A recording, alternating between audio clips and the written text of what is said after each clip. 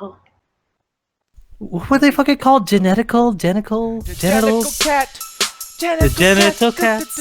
The genital No, the cat. Jellicle cat. Dude, that's Like what I heard the whole Jello, time. Jellicle cat. No, So genital cats. We don't have genitals. Genital cats. Showing off our genital cats. Hey guys, how you doing? We're the genital cats. The genital cat attacks. Oh, look at that. Oh, that's I'm cool. pussy. I am Dick. People, hey, that wasn't even that funny. I'm sorry for laughing at that. I apologize. But You here's the should thing, though. be We are sorry. here chilling with you guys. I'm sorry I talked over Alan Shakazine over here. Alan, how you doing, man? I am doing good. I go from watching Marriage Story to watching Cats. Yeah. For some fucking reason. Because the internet is a piece of shit. I can't stand the fucking internet. I can't stand some of the people that actually watch us. But thank you very much for watching this. I so appreciate it. I love you guys so much. But yeah, man, people like to go too fucking crazy when some of these movies come out, some of these releases, and everyone wants to be part of this fucking meme. And tonight, you motherfuckers will pay for it. I will insult all of you. Insult all of you. You guys. Nobody likes this movie, so I'm really not sure who you're insulting. Dude, so many people. And by the way, you look weird without the fucking cat hat. Or cat hat. Cat hat. The Christmas hat. I could put it on if you want. I'm just, because I know you asked me beforehand, like, hey, should I do this? I was like, oh, yeah, I ain't give a fuck. But now, I already said he has to wear the New Year's glasses. I'm not wearing New Year's glasses. I'm not gonna go buy glasses I can only use once a fucking year. so bad. Oh, Yeah. Adrian saying, hey, guys, with the happy face and the little heart over there. Thank you very much. I appreciate that. That heart was solely for Alan, by the way. But here's the thing, though, Alan. Are you going to be wearing some New Year's glasses? No. 'Cause why am I gonna buy glasses I can only wear once ever? Well, that's the reason why. So you can, like, be that Like, cool I guy can wear for, that like, one once day. a year forever. Like it's a Christmas hat. I can wear that all the fucking time. A New Year's I can only You wear cannot once wear that ever. all the time, first of all. You got I can wear that every Christmas. Not a problem. Okay, yeah, we can wear New Year's every Christmas. I mean, yeah. Yeah, technically, I could wear fucking glasses that say 2020 every year. Oh, Yeah. I thought you meant like it was one that has like where it just says Happy New Year's, but there's no like date I on mean, it. if you don't care at all, you can. That that would be kind of cool too. Like imagine all the people that'd be like, oh, that guy doesn't give a fuck, dude. He's representing 2020. It's 2024, bro. That'd be really cool, Alan. No. Okay, well, shit. I like how Adrian didn't like go against me saying that that heart was for you. I'm just saying the love is in the air. Thank you very much, Adrian, for the love that you show us all the time too. I know that right now 8-Bit Crumbs is on. Corey Butt's doing his fucking thing, but yeah, we're doing our thing, and hopefully this doesn't look like we're fucking like competing with them because obviously we are not like that. We love Double Toasted so very much. You guys can watch them, or you guys can hang out with us while we read your comments pretty much all throughout the show. Matt Hundama, how you doing, man? Facebook's not doing too much right now. I'm going to be showing that in a little bit too, but we also got the YouTube open over here. No one's in there yet. I'm pretty sure Ryan Washington will be showing up there soon. But Jet, how are you doing, by the way? Cats. The musical. The genital cats. So, man, I was going to ask a question about cats, but I'm just like, we'll just save it for later because, good fucking lord. That movie, man. God, you people are so fucking crazy. Stop. Like Nobody is like disagreeing with you that movie sucks. So I'm curious who you're yelling at. Because it's just like every single person that we know in our community went to go see it. And some people even saw it more than once. Just for the whole, like, it's fucking nuts, bro. It's like, dude, why didn't you go see Uncut Gems more than once? Why didn't you go, like, see something that actually, like, what's that movie with the fat guy and it's, Richard Jewell?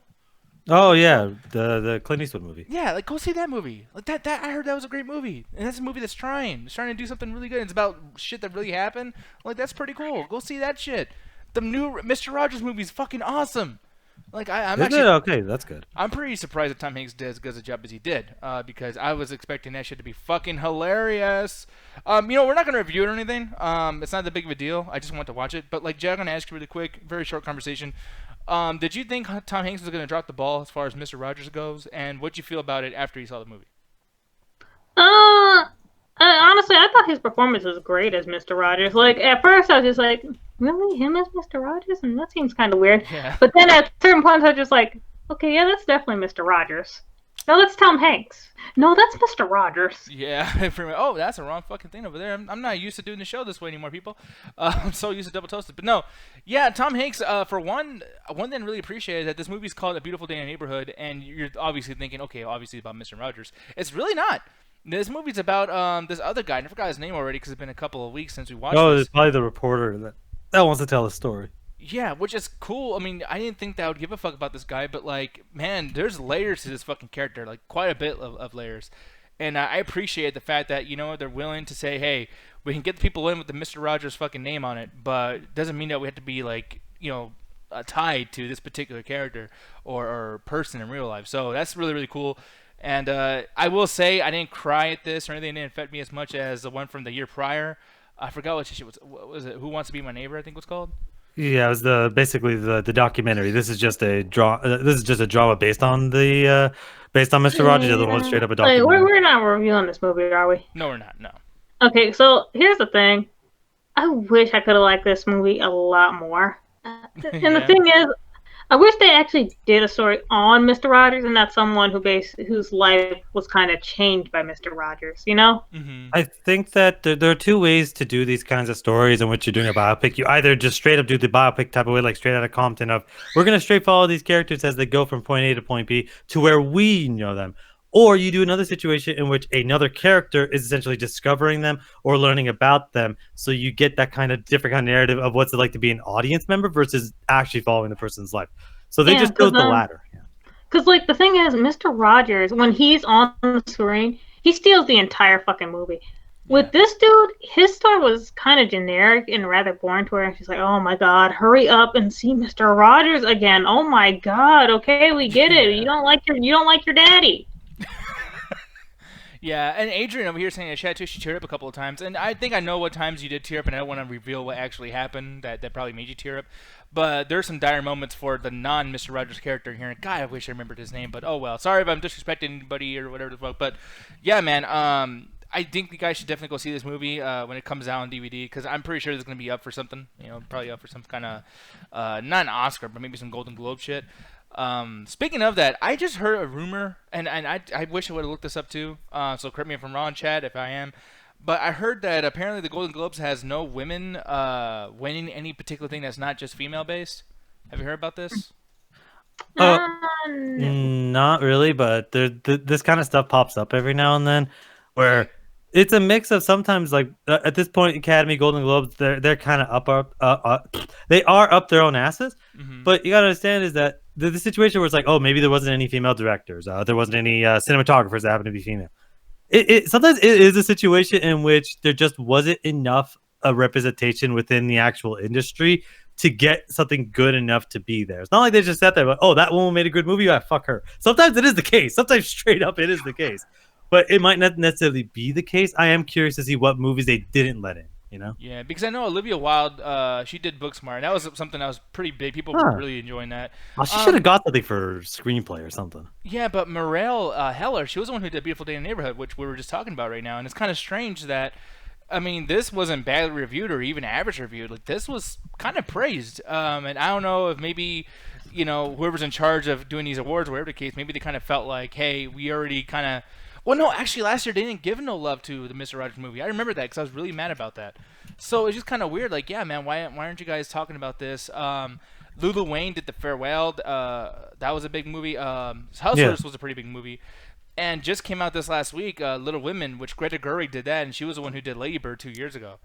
So it's just kind of strange. Like, I know some people are making jokes about it and blah blah blah, but like at the same time, there is something about this where I'm like, yeah, I hopefully that one girl, I forgot her name, but she was the one who did Charlie's Angels, and she was bitching about. Oh God, Elizabeth Banks, I think her name was. Yeah, and I'm hoping that her fucking men own everything. This bullshit. I hope she didn't fucking like ruin stuff by saying that. I doubt it. It honestly is one of those things where it's like, it's hard to say whether or not it's an agenda versus they just didn't like the fucking movies. Like, I didn't hear anyone say a single bad thing about The Farewell. If anything, people are like Aquafina, the main actress, is like the best thing that would come out of that movie because everyone's like, yo, what the fuck, she can act. Yeah. But like, I didn't hear a single bad thing. So I was like, the fact that it didn't get in, it honestly must just be a situation of like, I don't know if a lot of people really saw it. It was popular, but it wasn't popular enough to really get in there, you know? Yeah, which is a shame. I know Adrian saying The Farewell is really good. She's planning on seeing Little Women tomorrow. So yeah, I mean, we'll see if Greta Gerwig still does her thing. Oh, I want to see Bombshell tomorrow. Yeah, I know. I that love looks Mark Robbie. Fucking amazing. I don't know about it looking amazing. I feel like that movie needs to do very little to be as good as what the trailer says it's going to be, which I really appreciate that. I like when movies kind of hold back on like, this is going to be the best thing you see all fucking month. Bombshell seems to be really like, hey, we're just a movie. Come see us. It's very humble. You know what I mean? It So reminds me of The Big Short and Vice, just the way they're doing their kind of weird, like the way they're telling their story. And I fucking love those movies. So I'm like, give me more of that style of movie. I'll watch 100 of them. Ugh, I couldn't. yeah, I want to I, watch I, Vice The Big is I a didn't Short. great. like. I didn't like The Big Short. The Big Short's so fucking man. Every single person in that fucking movie is awesome. As far as business movies, because I haven't seen a whole lot of them, which is crazy because I love business. I love the whole. I mean, I watch CNBC all the fucking time. Like I'm obsessed with business stuff. Have you But seen The Big Short? I have not, and I haven't seen The Wolf of Wall Street either. Leonardo Oh, that's DiCaprio. such a good movie. Yeah, I haven't seen that, and it's crazy because I love Scorsese and I haven't seen that either. And then another thing too, Moneyball is a movie I've been really wanting to watch with Jonah Hill. Jonah Hill or is it Brad Pitt? It's Brad Pitt and Jonah Hill. Okay, that's one of those movies where it's like I heard it wasn't particularly good, and that was like back a day where I just had I had no way to really watch it after it came out in theater, so I just never saw it. Yeah, but I mean, it's been out for 8 years, and I came across this because I was looking for movies as far as being like my top of the decade, whatever. And Yeah. this is one of those movies I keep saying like, "Hey, did you mean this? Like, is this a good movie? You want to, it's like Google's trying to tell me that this is the best thing that came out this decade." So I don't know. I do want to check it out. And I love Brad Pitt. I love Jonah Hill. I love all these guys. So we'll see how it is. JP, people, how you doing, JP? He's saying greetings, fellow people. But yeah, man, I don't know about these movies. One thing I want to bring up though, as far as the Golden Globes and whatnot, and the women aspect of it all, Jed, I was going to ask you. Let's just say that Liz Banks. That's a lot easier to say than the whole fucking thing. Then her name, Well, Liz Banks is basically her name. Elizabeth. It's not that difficult. It's hard for me. Elizabeth Banks. Elizabeth Banks. I can't. Do you have a lisp? I have a Liz. Liz Banks, for fuck's sake. Do you feel like her going off the way she did with Charlie's Angels, or any kind of girl going off about certain things in the business, do you think that would help her case for women getting movies and Golden Globes and all that shit, or do you feel like it hurts the attempt? That's a hard thing to say because with her circumstance, she would just whine because the movie wasn't good. Because let's be honest, the movie didn't look good and it wasn't received very well. Because the thing is, it just looked boring. It looked generic. Like, you can't get mad at people for saying your movie was bad if it actually was bad. Yeah. Like, I'm sorry, sis, but if it was a good movie and people were talking shit about it, like, it was interesting, and, like, maybe, like, half people were saying, oh my god, this is amazing, and another half was saying, oh my god, it's fucking terrible, then it's something I'd look into. Like, okay, yeah, maybe someone does have something against you. But in this case, nah. Yeah. But the thing about it helping, it would help if the movie was good and people were talking shit about it, like I said. But in this case, nah. Yeah, Not gonna help. and I would feel like it would help too, in the sense of like, I think that maybe other movies or other directors or female directors not getting their movies out there in the Golden Globes or nominations or whatever. I feel like Liz Banks freaking out the way she is. I would assume that it would make them be more careful. Like, hey, let's make sure to have some women be on there. So it's just kind of crazy that Golden Globes just kind of said, hey, none of them are going to make it. And it's just fucking insane because... There definitely does need to be more women directors and whatnot, to where it's just like, something like that doesn't have to be said. Like, oh, you don't like my movie because I'm a woman. If there was more women directors, something like that wouldn't even need to be said. It was just a bad movie. Yeah. We didn't like your movie. Yeah, so it's weird. I don't know. It's one of those situations where I think about a lot because I feel like, and me and you always disagree with this, and it's funny that Ruthless just popped up because I know he loves this movie, and we've never had an argument about it, but I feel like one of these days we will. I really did not enjoy Moonlight all that much. Oh, and yeah. I feel like that movie won because... I'm sorry, you're a hater. I'm sorry. I mean, my thing with Moonlight is I think it was an interesting concept. I think it probably would have worked better as a play. it's just like like just something on stage. The year before, they had that whole like Oscar so white thing, and I think that like the Oscars like, yeah, it's a funny joke, but shit, man, we are so white. We need to fucking change something up, y'all. And I think that they totally wanted La La Land to win because if you see that movie, see that show, a ceremony, whatever. La La Oh yeah, Land that was cleaned fucking up. weird. Yeah, La La Land whooped ass everywhere, and I hate that fucking movie. Like, I cannot stand La La That Land. movie is not as good as people say it is. Oh, it's not a Moonlight good movie at all. Yeah, like no, it's La La terrible. Land is actually, honestly, the songs are good, but the movie forgets it has a plot about 40 minutes in and just goes 30 minutes of just straight songs without much of a plot. I'm surprised it didn't win because it checks off all the list of bullshit that Hollywood movies tends to win. I'm not gonna sit there and say the only reason Moonlight won is for politics. I'm just gonna be in a situation where I think that the Academy is trying to change their fucking image because what happened the immediate next year? They tried to make a category so that they could give Oscars to superhero movies. Yeah. And that was kind of silly too, because I'm thinking like, okay, well, for one, if you're doing this, then have Black Movie of the Year, then you know what I mean, and have Woman Movie of the Year. What? No. I feel like Bro. you should, at a certain point you should, That- because I'm just because here's the thing is like what they're doing. They're just I feel like certain situations happen where they really push a certain movie up there. Like for instance, I think even A Shape of Water probably shouldn't have one too. Oh I think fuck that! That movie should never. Oh, Yeah, I don't know know. what came out that Sorry, year. you guys are just a bunch of- I'm sorry, you guys are just a bunch of haters. That movie fucking sucks. I'm sorry. I Yeah, don't that's fucking a remember fucking what cinephile. movies were on during that time. Fuck. What movie? I don't remember movies were nominated for that fucking time. Oh, when was No, it was Get Out. Was Get Out nominated at that time? Yeah, it was. Get I don't Out. think so. I could because I was so hyped. I was like, because that was a movie that probably deserved it. Bohemian Rhapsody, I know, was nominated, and everyone was like, "Fuck!" After he won Best Actor, everyone's like, "Oh shit, is he gonna win Best Picture That too?" last year because I know Get Out was I The year don't think prior. Get Out was last year. Yeah, it wasn't last year. It was the year prior. okay. What was up this year? This year was Green Book. Yeah. No, yeah, I know Green Book won, but I can't remember like if Get Out was up against that or up because like the year before Shape of Water won. So I don't know if Get Out was that year or. You know what? Let's find out. When the fuck did Get Out come out? Yeah, you know, the internet's right in front of our faces. Holy shit. Man, I wish we had some sort of search engine to figure out what. Okay, Ruth is- 2017. There's actually, yeah, I would have been fighting Shape of Water because Did you? last year was Green Book, and then the year before was Shape of Water. Exactly, yeah. So that's why I know for sure that Get Out was up for award in 2018, even though the movie came out in February of 2017. But I remember that, like, with Shape of Water, I feel like they're doing that because all the fucking nerds with the monsters are like, hey, like, we gotta placate to them too. It's like, dude, just if you're gonna do I that don't shit, think so. I think it was just one of those situations where it's like, oh, this is what we think is cinema. You know, like oh, the love that crosses boundaries and stupid shit like that, and they have a random dance number, and at some point the fucking thing is eating like breakfast like it's drunk. It's fucking I ridiculous. remember, and this is one of my favorite moments ever. At the same time, it's one of the most egregious moments in Oscar history, is when Fences and Disaster Artist were up for the same award, and fucking Disaster Artist won. Wait, what was the other movie? It was Disaster Artist and Fences. They were up for the same award. What? One of these years. What award was? I don't know if it was Best Director or Best Lead or Best something, but I know for sure they're both because it was pretty obvious that Denzel should have won. Was it Spotlight that won? No. Spotlight's What the it other was, Nick, I know what you're talking about. It was actually Fences and the fucking movie with Casey Affleck.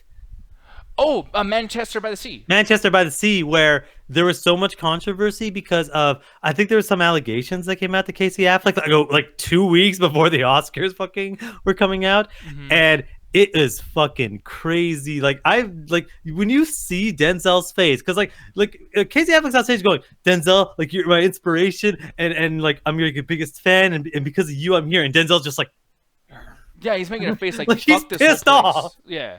And That's just Denzel being Uncle Teeth. no, but at a certain point, Denzel has not gotten a whole lot of fucking awards for any of the shit he's done. And I feel like, if anything, Fences is one of the best, most emotionally fucking impactful movies in the entire year. okay, I mean, like, so Manchester by the Sea was too. I'm not saying that it like one was better than the other, but like near the end, like that movie actually does get you at certain points. And I considering think too, didn't Casey do some like fucking perverted shit behind? Yeah, some of yeah. that? Yeah, he did something. That's what happened. That was why it was such a controversial pick, because like a few weeks prior, he was in the news for, I can't remember exactly what it was, but there was some fucked up shit happening.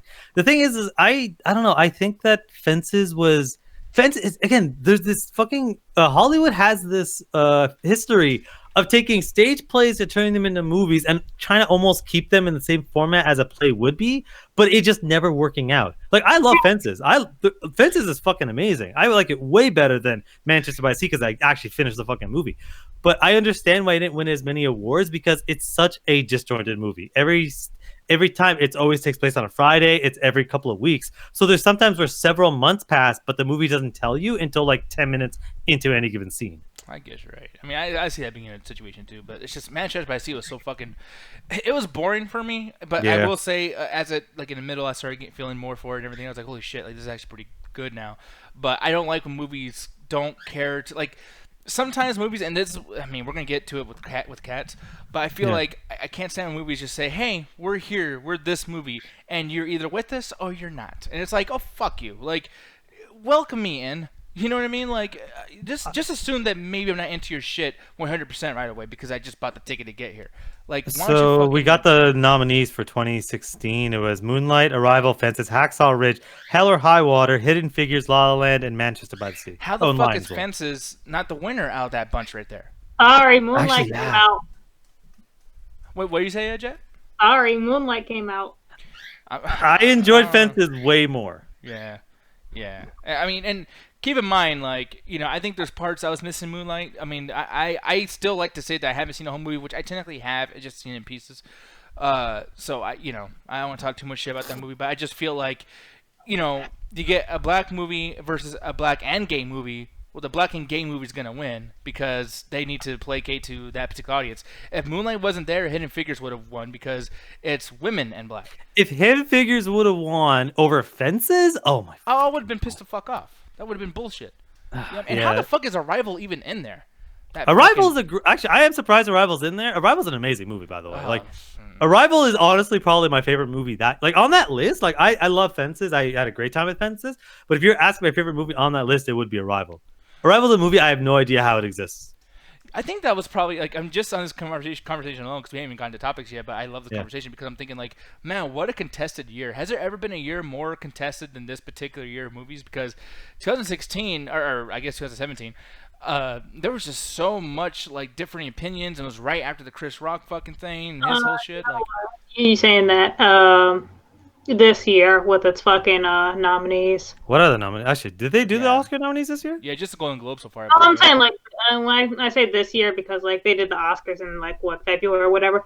Yeah. Yeah, the Green Book bullshit. Yeah. Yeah, like, at that point, I think we all just had fucking guns up to each other, just like, let your fucking movie win, bitch. I thought, no, because I thought fucking Bohemian Rhapsody was gonna end up winning. I remember me and Justin, didn't we did a bet. I can't remember. Yeah. Somebody posted nominees for the 2017 or 2018, the one that where Green Book won. There were two movies that me and Justin were actually betting to see, like, who would fucking win. And both of us fucking end up losing because Green Book fucking won. I don't think anyone expected this to win. This is Didn't you say, like, Black Panther or something? I said I think I did say Black Panther was gonna win because they're trying so hard to placate because they know that people don't really care about the Oscars that much anymore. There's still the film nerds, the film buffs, and the cinephiles and the film nerds that care about that stuff. But most mainstream audiences, like, all they care about is, like, who won Best Director, Best Actor, like a handful of the awards, and they'll just view it the next fucking day. They don't sit there through a 3-hour fucking circle jerk. Yeah, I'm looking over here. Ruth is saying that it was Green Book, Black Panther, Black Klansman, Bohemian Rhapsody, which, fuck you. The favorite, Roma, which, sorry, I hate to say this. Roma's bullshit. I tried to watch Did you that. see it? I watched. Okay. I watched like 30 minutes. I couldn't take Did it. you watch 30 minutes? That's like saying that's like saying you finished Manchester by the Sea but only watched half of it because you turned it off. Alan. I'm sorry. If I'm bored as fuck during your fucking movie, I don't care if it's the greatest fucking piece of shit you ever fucking put on screen. If it falls asleep halfway through, Most of the Oscar movies are boring as shit until way later in the movie. Okay, then fucking find a way to take that way later in the movie and shovel it to the front so I don't. No. Yeah, like, honestly, I had Nothing is worse than a movie that starts off great and then the rest of it is a fucking chore to get through. That's terrible. Nothing's worse than a movie that's a chore to get through for a fucking hour until the movie says, okay, we're at a point. I'd rather it start off slow and then everything just starts, like, coming together at the end. I'd much rather. I agree with Jet there. I definitely agree with that. But at the same time, Roma was so fucking boring. And the thing is, I know for sure that this is, like, shit's not gonna explode, and we're not gonna get color in the fucking movie. It's gonna be black and white. It's gonna be in a different language. It's not everything's gonna be an action movie. Wait, motherfucker, you like Clerks? That shit's black and white the whole time. I know, but there's jokes, and I know what the fuck they're saying. I'm not looking at the text. I mean, people keep saying, and there's nothing with anime too. You watch anime. JP, apologize for what I'm about to say. Jet, I'm also sorry about what I'm about to say. No, before you even say that, how about if you hate watching subtitles so much, either like have the fucking dub or learn the fucking language. You don't have anyone else complaining about reading fucking subtitles. They have to when they watch our movies over there, and they're not complaining. I know, because maybe Americans are dumb. I don't know, but the thing is, like, watching anime too, I like how everyone goes like, man, it's such a good story and it looks so good. How the fuck can you know? They talk so goddamn fast and move the fucking text so goddamn fast. You can't even watch the fucking movie. You can't even watch the show. I don't even know what happens. I do it pretty easily because I don't read slow as shit. I do it all the time to the extent where it was the after hours is the blame is because we watch whatever garbage fucking movies and because we talk over the entire fucking thing. we put subtitles on. So now I watch subtitles on every fucking thing that I have because sometimes there's lines of dialogue I want to know what's going to happen. I want to know how they're going to say it. So it's like reading dialogue is really quite fucking easy. When it comes to something like Roma, I just didn't give a shit about any of the Oscar movies, so I didn't fucking watch it. But I'm sure if I sat down and watched it, I probably would have been like, yeah, it's subtitled, it's fine. But that's the thing. People are like, oh, it's filmed so beautifully. It's so shot well. It's like, for one, how can you say something that only has two fucking colors on screen? It's black and white. How does that look beautiful? No one said Clerks looks fucking beautiful. It's black and white. Yeah, I do think Clerks looks fucking amazing. I think How the thing fuck that does it look? Have you ever seen a grocery store? yeah, I've seen a grocery store. If that movie was color, I honestly think it would have taken something away from it. It being black and white added a certain aesthetic to the movie. Maybe it was accidental, but added a certain like artistic aesthetic to the movie that maybe just kind of feel like this was a play. I'm gonna say that word this entire fucking day. I'm switching out action choreography for stage play. Yeah, I understand. It felt like there's something I could see on stage, something where you could easily just get the set and get the people sitting down. It felt like it had different acts, different characters coming in, exiting stage left and stuff like that. And the black and white aesthetic helped make it feel that way. Because something that it did throw me off. I'm like, why is this movie black and white? Then halfway through the movie, I'm like, I'm glad this is black and white because it doesn't feel like a 90s movie. It feels like this movie could have came out yesterday. That's how good it was. Fuck y'all. I'm sorry. But yeah, man, Ruthless Saint and Black Klansman or Roma would have been his choice. So sorry for talking shit about Roma, dude. But yeah, man, I could not stand that movie. But and here's the thing, Matt saying Nick doesn't appreciate real cinema, dude. Here's the thing about real cinema, because real cinema is shit where Cinnamon toast. Real cinema crunch.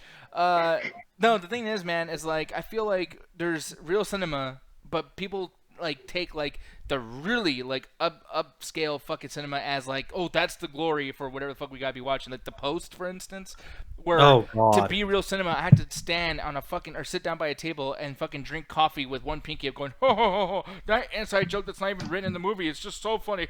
Ho ho ho ho. Did we watch a movie called The Post? Yeah, we watched that fucking movie, and that shit drove me. Y'all did. I didn't because I decided to use my time wisely, and I played video games the whole time. Oh shit! I literally forgot The Post even fucking existed.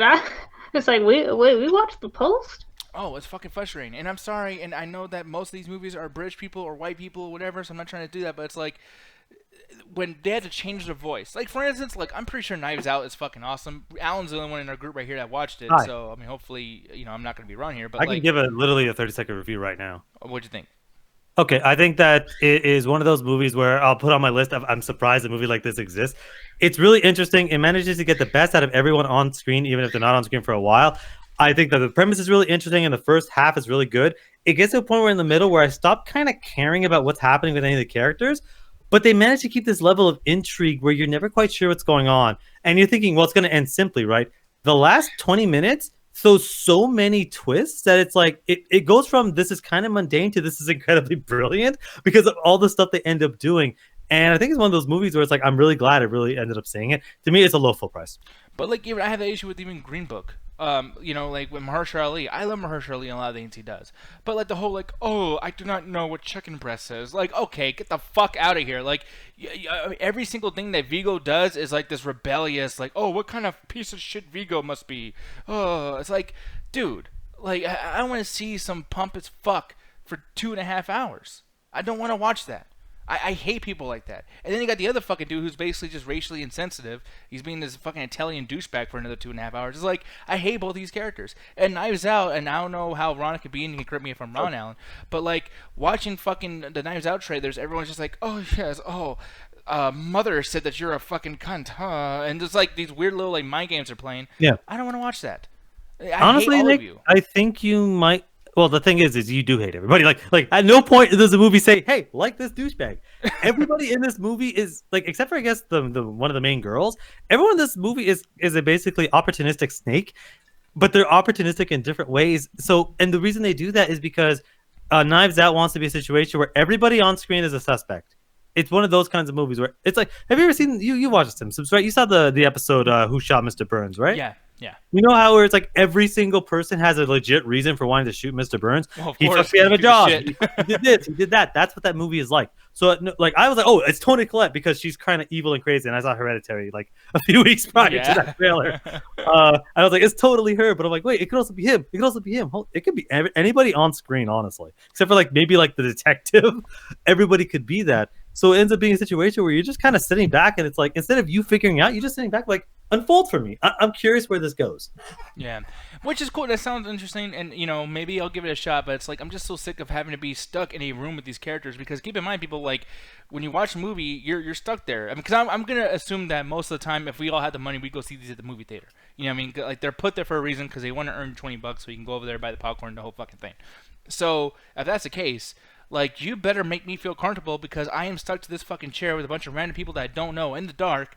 I don't want to be stuck there. It's just fucking but I want to reread this comment really quick. He says, going black and white forces you to pay attention to things differently. You can't relax into bright colors or cheat your way into telling important details in the collaboration of the scenes. The lighting becomes less pretentiously important. He also said, too, that Green Book was written by Vigo's character's son. The family was never consulted, and most of them have said there were outright lies. Which, yeah, I mean, even at the end... let me go ahead and teach this black man how to eat chicken. Oh, these pesky black men not knowing that you're not supposed to eat chicken with a fork. Or the silly thing of like, eat whatever you want with a fork. Don't let anyone tell you otherwise. Or just the idea that this black man was totally cool with, hey, you know what, my driver is drunk and he's been belligerent this entire time, but I'm gonna drive him home, and then we're gonna be best friends forever. Like, what the fuck? You got another fucking thing coming. If you think my black ass is gonna drive your racist ass all the way home to you for you to see your family, you got another fucking thing coming. Drive them off a bridge. Yeah, no, that movie was egregious as far as when you hear the story and everything. I liked the movie. I didn't know all the context, when I watched it, but it should have won an award. Once upon a time, a guy drives another guy. How the fuck did that win? I'm not surprised it win. It's another white savior movie. Yeah.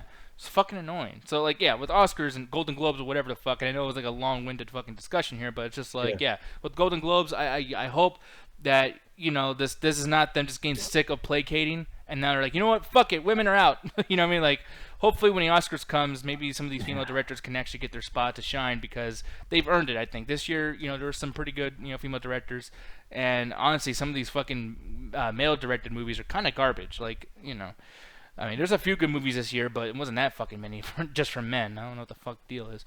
But, hey, there's Cedric. He's saying, yo, how you doing? I'm going to go over here. I want to talk about this one particular thing because I meant to talk about before. Apparently, and I don't know how true this is. It's from Game Rant, and Game Rant's one of those. It's almost like Screen Rant, and they had the same fucking title, basically. But Hideo Kojima is apparently working on the next concept. Now, it doesn't say games. It's next concept. Yep. For me, every time Hideo Kojima does something, he's trying to add something new to whatever the fuck he's doing. He's been doing that since Metal Gear Solid 3. I mean, he started the whole crafting thing and the whole, like, playing a action game, and then you start adding the simulator, things to it. What do you think this might be? And after Death Stranding, man, are you excited, or you're like, you know what, dude, I'm not hyped anymore. I don't give a fuck. I think that Death Stranding, because Death Stranding is one of those games where it's like, I can understand a lot of middling reviews. A lot of people don't like it. I do like it. It's a walking simulator at the end of the day with weird kind of concepts. I think that it's a passion project. We don't see that very often in video games that are AAA. We usually see that in indie games where it's like, hey, we made a passion project. But I think that this is something that Hideo Kojima wanted to do for a very, very long time. But Konami's like, no, make Metal Gear only. Metal Gear sells. Metal Gear makes us money. But you could tell where it's like there's so much random bullshit in here that this is something he's just been thinking out for a while. As far as what I think his next project's going to be, I think he'd probably want to go back to something a bit more. He probably wants something where he can make a little bit of money on. Like, he's like, what? I'm going to go back to what I'm kind of used to. I guarantee you, it's probably not going to be called Metal Gear, but it's going to be some sort of stealth action game where you're spies or some shit. Like, I think he's going to go back to familiarity because he's like, I don't want to make a Metal Gear game because that universe is done to me. So let me just do something else where I can kind of go into a different way. Maybe I could do something a bit more horror-based. Maybe he will end up making Silent Hills. Like, who fucking knows? I am curious because I think that Hideo Kojima he's, for me, the Chris Nolan of video games. Because they're very... Yeah. He does all these crazy set pieces and grand ideas, but they're very dense. And there are a lot of people like, I don't fucking... I'm sure there's a lot of people that will never play Metal Gear because they think it's too confusing. But if you actually play through the games, it's relatively explained decently enough. Yeah, and that's the biggest thing too. Is like, for me, I think that because I guess that is a good comparison as far as saying like, hey, he's fucking the Christopher Nolan of these the video game industry.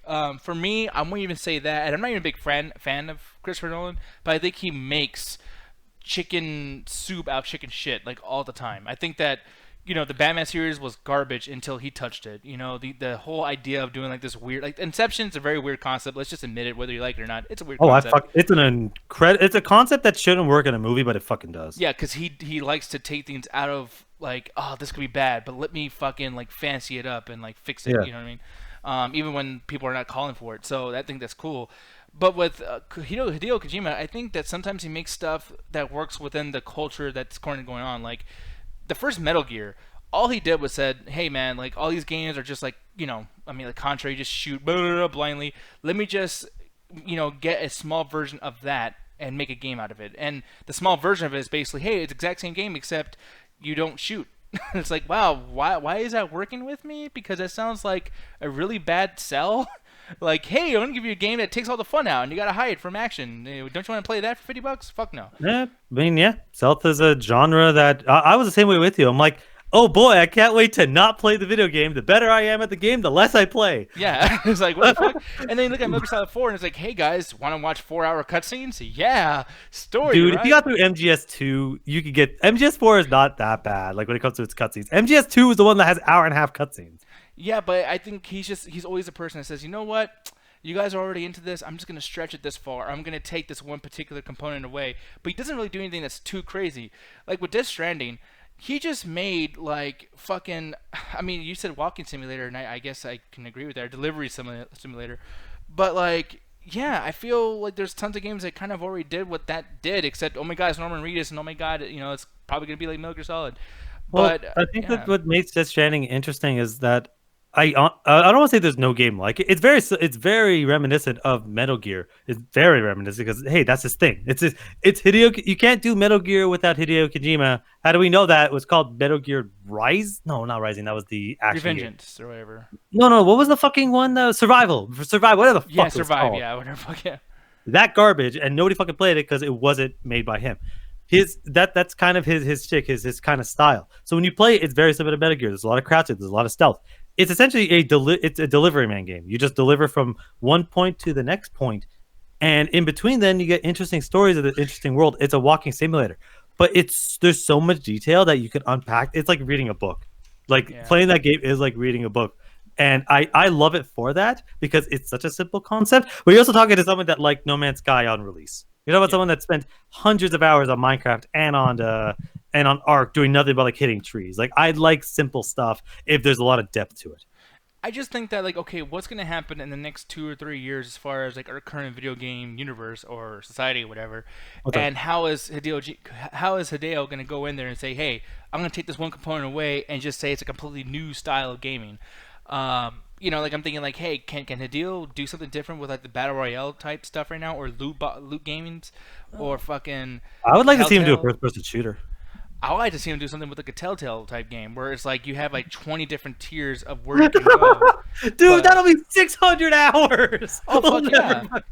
But like, imagine like, okay, the game Detroit, Become Human or where the fuck that was. Yeah, you got it. Imagine if Hideo Kojima did that. It would have been fucking amazing because he would have added action to something like that, as well as he would have really stuck with the whole like, you can the branch out basically storyline stuff. Like he could have really did something great with Actually, that's probably one of the most interesting parts of that game is there's so many different branches. Like one of the things they do in the game is when you beat a chapter, it shows you the branches, and sometimes it'll go like do. Sometimes it just explodes where it's like hundreds of different choices. Yeah, and that's the cool thing about this is like I feel like we're on the cups. I mean, like, there's another thing too that people don't bring up. But I remember 3 years ago, the guys who did Eternal Darkness, because for one, back in the GameCube days, Eternal Darkness is a game where Eternal Darkness is one of the best games that no one's ever fucking played besides me, you, and like 4 other people. Yeah, and this particular game does this really cool thing. I mean, they patented it and everything, and Nintendo, good for them, they didn't whore it out to a bunch of companies. But this particular concept, and maybe, as a matter of fact, Alan, why don't you explain what this concept is? Because I'm pretty sure you'll be able to do it a lot better. So it's called Eternal Darkness is basically a very interesting, weird survival horror game in which you're dealing with like all sorts of weird magic stuff. And there's a lot of horrors and stuff going on. And you know how in most games it doesn't fucking matter? Like Dead Space. There's all these horrible things going around. You're going, ha ha ha, as you're shooting people. This game's like, no. You know all those horror stuff happening? That's slowly driving you insane. Yeah. So you have this insanity bar where it's like you just walked into a room with 100 dead bodies, heads from the wall. you lose a little bit of sanity because you're like, what the fuck is going on? And if you keep losing that, as it drains down, crazy shit starts happening in the fucking video game, where your limbs will fall off, you'll lose all your ammo. You'll walk into a room with hundreds of enemies and you would lose all your weapons, but it's actually the video game fucking with you. Yeah, Or your volume on your TV will go down. my TV turned off. Yeah, yeah. I was like, did it I almost turned it back on to like, oh wait, it's actually the fucking what was it? It actually was the game, or it's like your GameCube memory card is corrupt. And you're like, what the fuck? Oh wait, no, it's the game fucking with you. And by the way, like people, you're probably looking at this like, oh well, you guys are probably just really stupid because maybe just the screen turned black, but you're probably like, oh no, I'm sure like it's not off. No, it will choose what type of TV you have. Like let's say you know how every TV has its own volume like HUD or whatever. It will literally turn your volume down like someone grabbed a controller, your remote control for your TV, and fuck with it. It would literally go into your memory card fucking data and just slowly start deleting all your video games. It was fucking insane. It did shit where it was like, it's sometimes like it'll as you're there'll be enemies in the room while you're going insane, so you somehow having to fight somebody off and you only half a corpse. Like, yeah, it was such an interesting concept that I would love to see a video game doing that again, where it's like, and somebody like, honestly, if Hideo Kojima said fuck it, I'm making Eternal Darkness 2, I would immediately like, fuck it, I'm buying this for myself and everybody I fucking know. Because that motherfucker doing some shit, that guy might actually at some point halfway through the game, if you get too insane enough, boot up Mac OS or some shit. Yeah. Like go into your personal Facebook and start sharing shit. You're like, what the fuck's going on? No, because that's the thing. Social media is a motherfucker. Imagine like him going into folders on your computer and just acting like he's deleting shit. Like, just imagine the shit that it can pull off with that. It's fucking incredible. And like Julian's saying, you guys talking about Metal Gear Solid 2. Well, the thing is, Hideo Kojima did something kind of similar to that. I'm glad you brought that up. Is that at the end of the game, I'm not going to make any spoilers or whatever, because they're just unnecessary. I'm not saying like, oh my god, I'm going to ruin the game. But I think that at the end of the game, they do something that's really kind of fucks with you. And it's like, oh my god. Like, I'll tell you this much. When I was 12 years old and I played this game, I literally like turned my game off and didn't save because it told me to.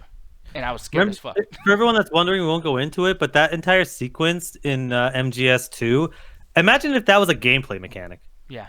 Yeah, throughout the entire game. To the point where you have to make sure that you, as you're playing the game, you're not seeing too much shit. You know what I mean? Like, you have to literally plan out, like, man, I want to see the cool, creepy shit and some dead bodies, but at the same time, I don't, because it's going to affect me. It's going to make me literally insane, because that's what the shit is called in the game. It's fucking awesome. Julian brings up something interesting in the chat. Does Death Stranding have any of these elements? It kind of actually does. Not exactly, but like, so there's a situation, they're called BTs, and I've not played past, like, I got to the second section, so there's a lot of the game I haven't played, so I'm sure they explained over the course of the game. I just personally don't know what BT stands for even. But when you encounter them and fight, you said you're supposed to stealth past them, but if you fuck up, the level design changes completely, where it goes from like you've seen gameplay of it where it's like, oh, it's a mountain terrains and grassy and grass and rivers and stuff like that. Like oil will start rising from the ground and buildings will start rising from the ground and cars and shit, and you're jumping from like building to building, and sometimes there's ammo and stuff, and like there's all sorts of crazy creatures around and shit, and you have to fight this thing off or die basically.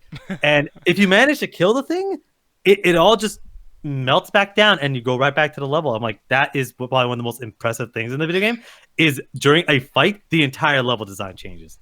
Yeah, it's so fucking badass. And I've seen gameplay for Death Stranding. I'm like, oh, that's kind of cool.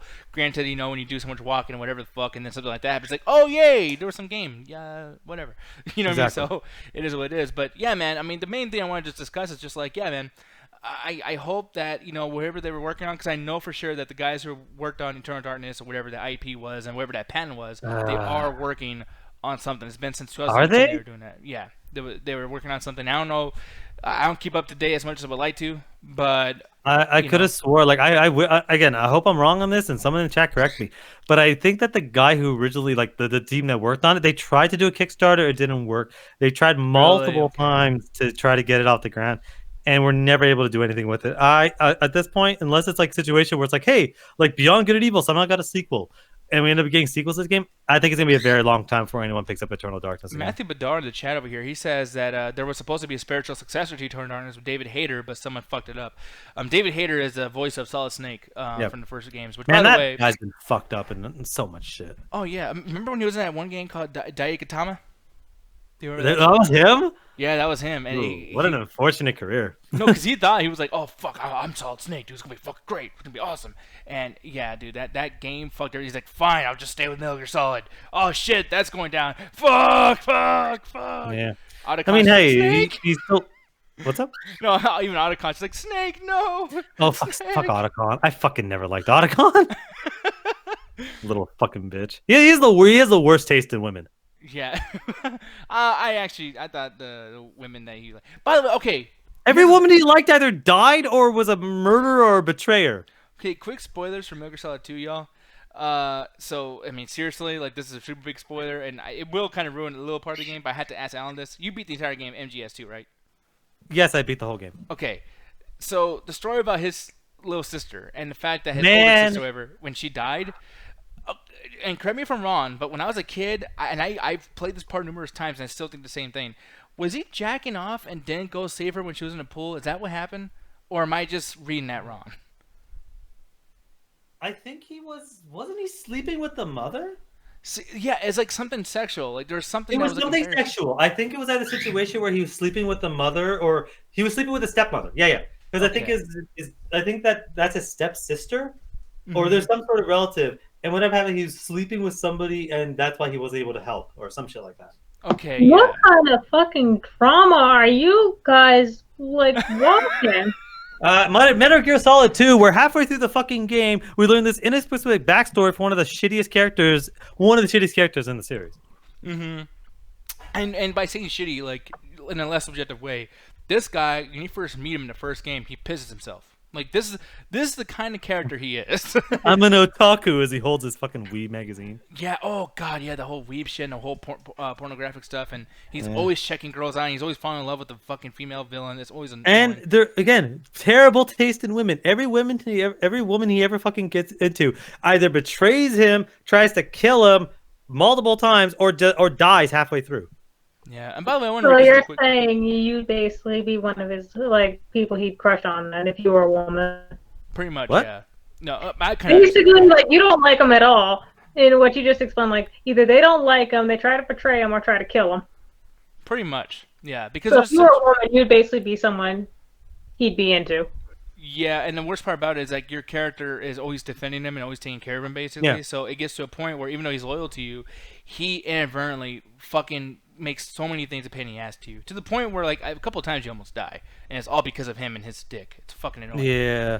That's the thing. Like at the end of the day, it's like I mean, in MGS2, yes, especially the swimming section, because go fuck yourself. Yeah. But after that, in MGS4, he ends up being like he still is terrible because he's like, oh, I'm into Zoe, who's betrays you every I don't know why. Honestly, I don't know why you kept talking to her in the fucking third. It's not Zoe. What the fuck was her name? Naomi. She just looks Naomi. I call her Zoe because she looks identical. Like Zoe Deschanel? No, not Zoe Deschanel. Zoe from Left 4 Dead. Oh, I Look know up her. Naomi in the fourth one specifically because for some fucking reason she gets younger. She looks old, like she looks older in MGS1 and in MGS4, which is like 30 years later, she looks way younger for some fucking reason. Yeah, because I'm gonna look this up really quick too. Metal Gear Solid. Zoe from Left 4 Dead and Naomi from MGS4 have a very similar character model. Yeah, so let me show this, guys. Sorry about me taking so long. So here we go. This is Naomi, and she is pretty damn gorgeous. Like I Yeah, remember checking very her out when I gorgeous. was playing the game. And We all Left 4 did. Dead. She looks like Claire from fucking Resident Evil 2. Yeah, Claire Resident Evil, the new one. Yeah, same jacket too. What the fuck? Yeah, what the fuck? They just straight up ripped that shit off, dude. Yeah, it's so similar. That's why I kept calling her Zoe because it reminds me of her. I'm surprised people even look at characters Left 4 Dead and be like, "Oh, those are characters." Like, who? Man, you don't even see them half the game. You just see their gun in their hand. You just see zombies just running all over the fucking place. Like, I don't know, man. Yeah. Eh. Julian's like, that looks like Tomb Raider as well. Yeah, it's the same haircut. It's the same bun with the one hair on the side. Yeah, because Claire from Resident Evil Code Veronica. Let me see this shit really quick, y'all. Or even the new one. Yeah, the new one too, but especially Code Veronica. I don't know if you played this game a whole lot, but look at her. I mean, she looks very close. Oh my god. Dude, I always thought that the new Claire looked like Mary Jane from the new Spider-Man. Yeah, you're right. Fuck. There's only 4 character models for women in all the video game, guys. Yeah, and that's the perversion coming out, man. Yeah, you're right with Resident Evil 2, Claire. But then again, too, it's like since it's the same franchise as Resident Evil, obviously, I'm fine with this. You know what I mean? By the way, too, talk about fucking a game that's just overly hyped. People, I'm hyped for Resident Evil 3. It better not be like this fucking Okay, Resident Evil 2 so remake. I think either linked you to the article or I sent it to you. Apparently, they're gonna make it more focused for the next Yes. one, which is good. Like the thing is, it's like my problem with Resident Evil 2 is I like the story. I like the story a lot, but I felt that the zombies were less scary and they were more just obstacles to the extent where I would just be like, I'm gonna fake you out and I'm just gonna keep going on whatever the fuck. I gotta find some random bullshit to shove into a wall because that's how a police station and museum was built. Mm-hmm. But it just felt to the point where I'm like, I don't need to fight you unless a fucking boss ring shows up. I really don't need to fight you, so I'll just start shooting them in the leg because I'm like, well, they can't chase me as fast. And the biggest thing for me too, and I mean, I know I've complained about this in movies, and I mean that those complaints still exist, but it's just like with video games, everything has a zombie thing. Like I gotta tell you, like I'm sick to death of zombies in video games. I mean, you guys waited too long. You guys should have did this instead of Resident Evil 6. You know what I mean? Actually, I disagree because I think that because of the fact that zombies they're not dead. The genre is still going around, but it's plateaued to the point where only The Walking Dead and a handful of other shows are starting to kind of take the place. Where it's not so much people got to they're over being sick of zombies because people love zombies. Then they got sick of zombies. Now everyone's like, you know what? I could do a zombie. Yeah. And Resident Evil comes out, and it's like quality, cutscenes look amazing, the game looks gorgeous, it's on every fucking system, it runs well on PC, which fucking blew my mind. That's why people are liking because it's gone back to the roots of like, we're not going to deal with these super fast, cracked out zombies, we're going to do something slower paced. So it ended up just kind of filling a niche that people didn't really know they had. Yeah, and my biggest thing about this too, because they're trying like, you telling me that fucking L4D3 news doesn't get you hyped? How you know what the fuck that is? Or Left 4 Dead 3 Jules cracking me up today because he's like, plug in the USB badge. That fucking killed me. Why does this badge have a USB drive? I don't even remember that. No, I'm gonna fucking rant about this shit. What crack addict fucking goes into like the police like fucking bunker or whatever the fuck and just removes the fucking like keyboard keys? Mm-hmm. Why can't I just use a pen? Why do I have to go across the fucking way? Why are there lockers with people's names on it? What the fuck is this place? No, that's the thing too. Is like they try to like they missed a point. I think sometimes. I think with Resident Evil 2, they're just like, hey, remember the puzzles? No games have puzzles. We're gonna like give you double. Like back in the day, the thing that was really frustrating about some of these games is that they always did double what you already liked. But the thing is, I've already played what I already liked. So like, I'm not. Like, that's not as effective. You know what I mean? Silent Hill did the same thing, too, where, like, fucking the fourth game, the whole entire game was a fucking puzzle, and it was like, dude, I don't even know how to get past, like, the first fucking 2 hours of the game. Like, this is frustrating. It's not fun anymore. And then if I look it up to find out what the fuck to do, well, spoilers, you know what I mean? So now the scares are not going to work. Like, it's fucking stupid. And that's the biggest thing about this, too, because when I was talking about the zombies, it's like, dude, we're not fucking scared anymore. When the zombie comes at me and it's going like, it's like, oh, God, like, dude, spit the fucking luggy out and let's move on. It becomes, again, it got to the point where they were more of an obstacle than they were a threat. Because it got to the point where I was pretty good at the game where I could just, like, a zombie come towards me, I'll go close to it. As it's about to do its grab, I'll just kind of, like, sideswipe and move past. It got to the point where I'm like, yeah, I'm pretty good at this.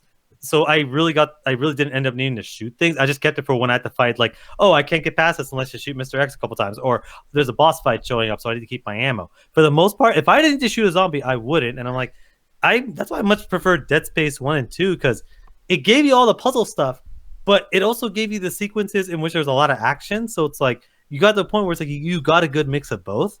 I really think that RE3 needs to just give me a few sequences in which there's going to be a lot of fucking action going on, and then slow it down. Do a mix of both. Like you're essentially a linear game, so do it. And that's the thing. Like, and sorry to keep harping on Resident Evil 2, people, but I mean, I love talking about the shit. Resident Evil is one of those things where, like Mr. X in general too. Like, keep in mind when the first Resident Evil 2 came out, it was like 1996, 1995, something like that, right? The Bowsers that we're used to is Bowser.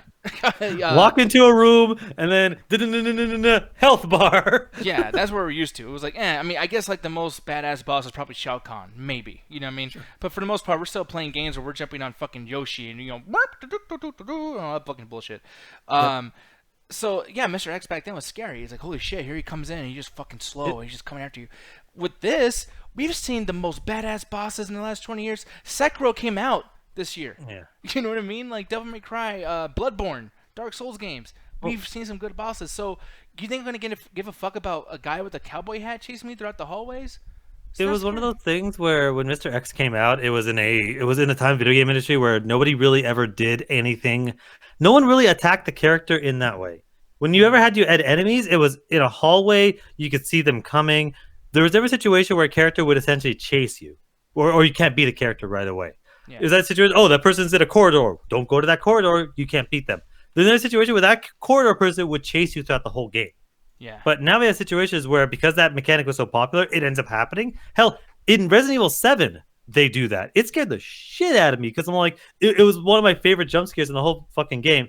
Because I see the guy there, I'm like, well, I can't fight him. I know where he is. It's not gonna scare me. So as I cross the corner, he burst through the fucking wall, and I fucking jumped because I was like, I know where he is. That makes perfect sense to me.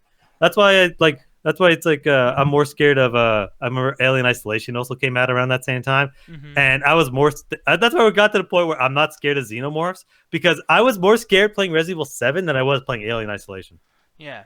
But that's the biggest thing is like, yeah, do something with it and have the gameplay be a certain way. Like, honestly, it's not scary that I'm shooting this boss, he's not reacting, I just wasted my bullets. Now my anger is taking over my Yeah. fear.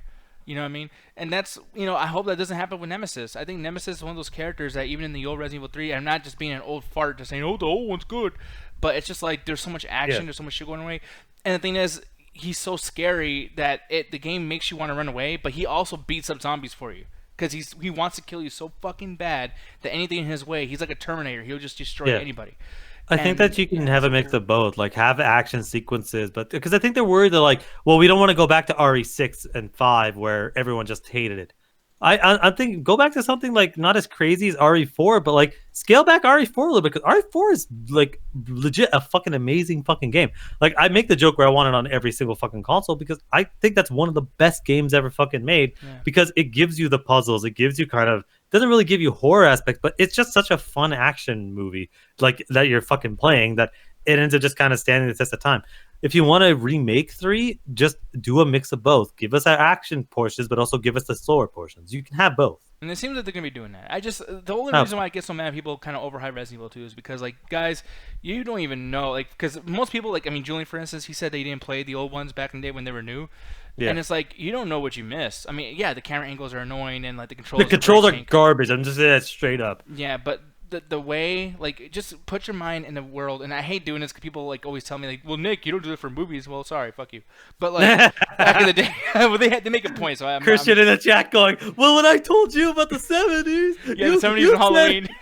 Yeah, fucking sorry, Christian, but yeah, I still don't see your point now. But the thing is, though, it's like 1995. There's fucking barely any horror games out there except for like really bad shit like Alone in the Dark, or whatever.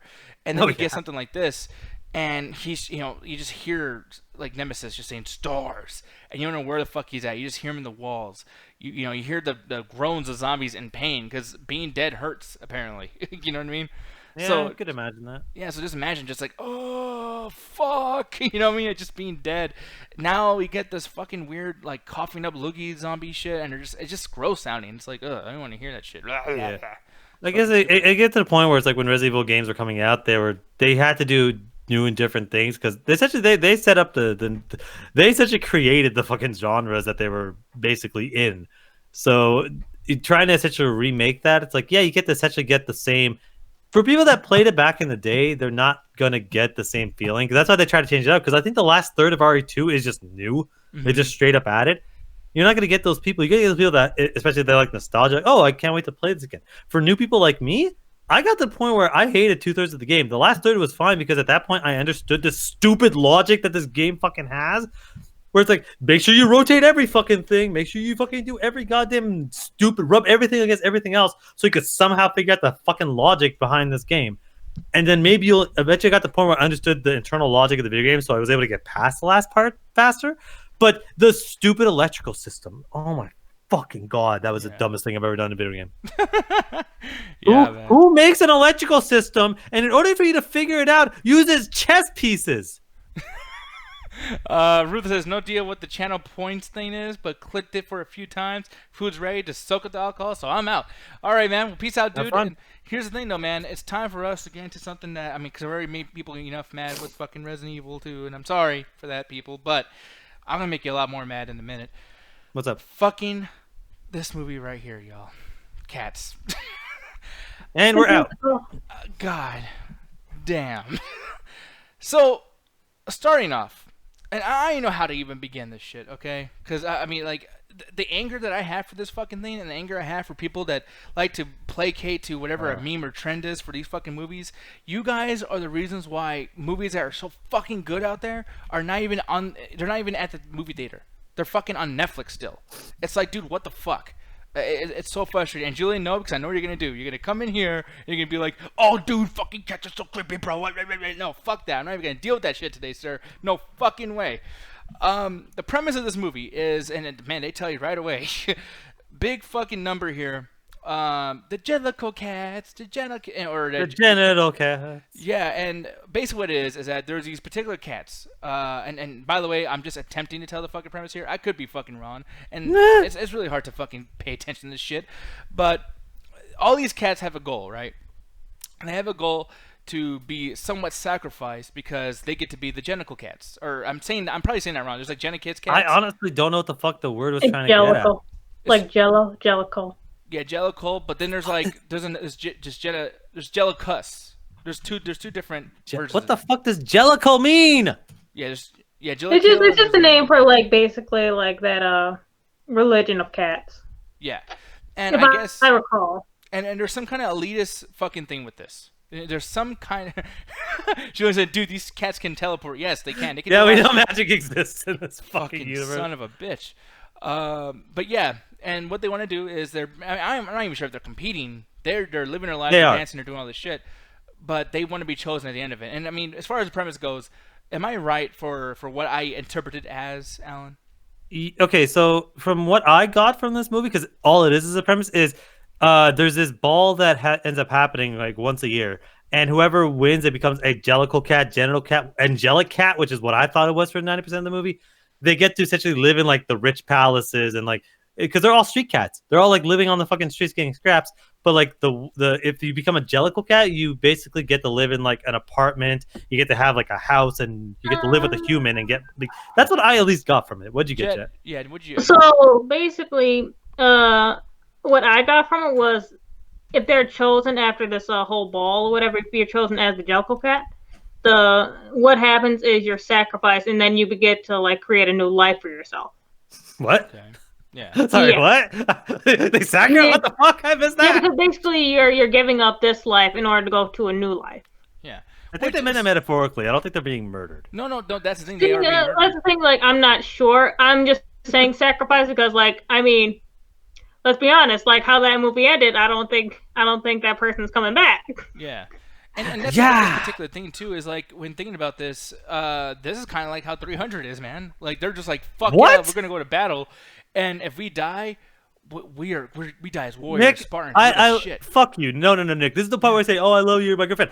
Go fuck yourself. If you're seriously comparing this to 300. Oh, it's very much like 300. No, I swear to God, if I climb through this fucking mic, I beat the goddamn shit out of you. I know, this but is the I would bullshit. push your face back. I'd be like, get back in there, Alan. God. We're meeting up in Vegas in 2 months, motherfucker. Oh, don't pull a Christian on me now. No, I'll actually be there. Oh God, I love this. Premise wise, I give this a fucking 0. I thumbs down. I forgot how how we do this shit. Yeah, I give this a thumbs down. The system you created, you forgot how it fucking works. It's been a while, but no, the reason why I give this a thumbs down is because of the fact that it's like, for one, they barely explain this. Because obviously there's characters in this that have their own ways of like trying to succeed in whatever the goal is too. Yeah. And because of that, these songs are just trying to rhyme and be songs. There's not enough here that I can fucking like latch onto as far as information goes, because everything's fucking like fantastical. Like, is any of this real that I'm seeing on screen? I don't know. Honestly, I think it's real from their perspective. That's the only thing. Yeah, like I said, at the end of the day, this whole movie, it's all just a premise. It's just, we're doing this ball because whoever wins becomes special and goes off, and that's it.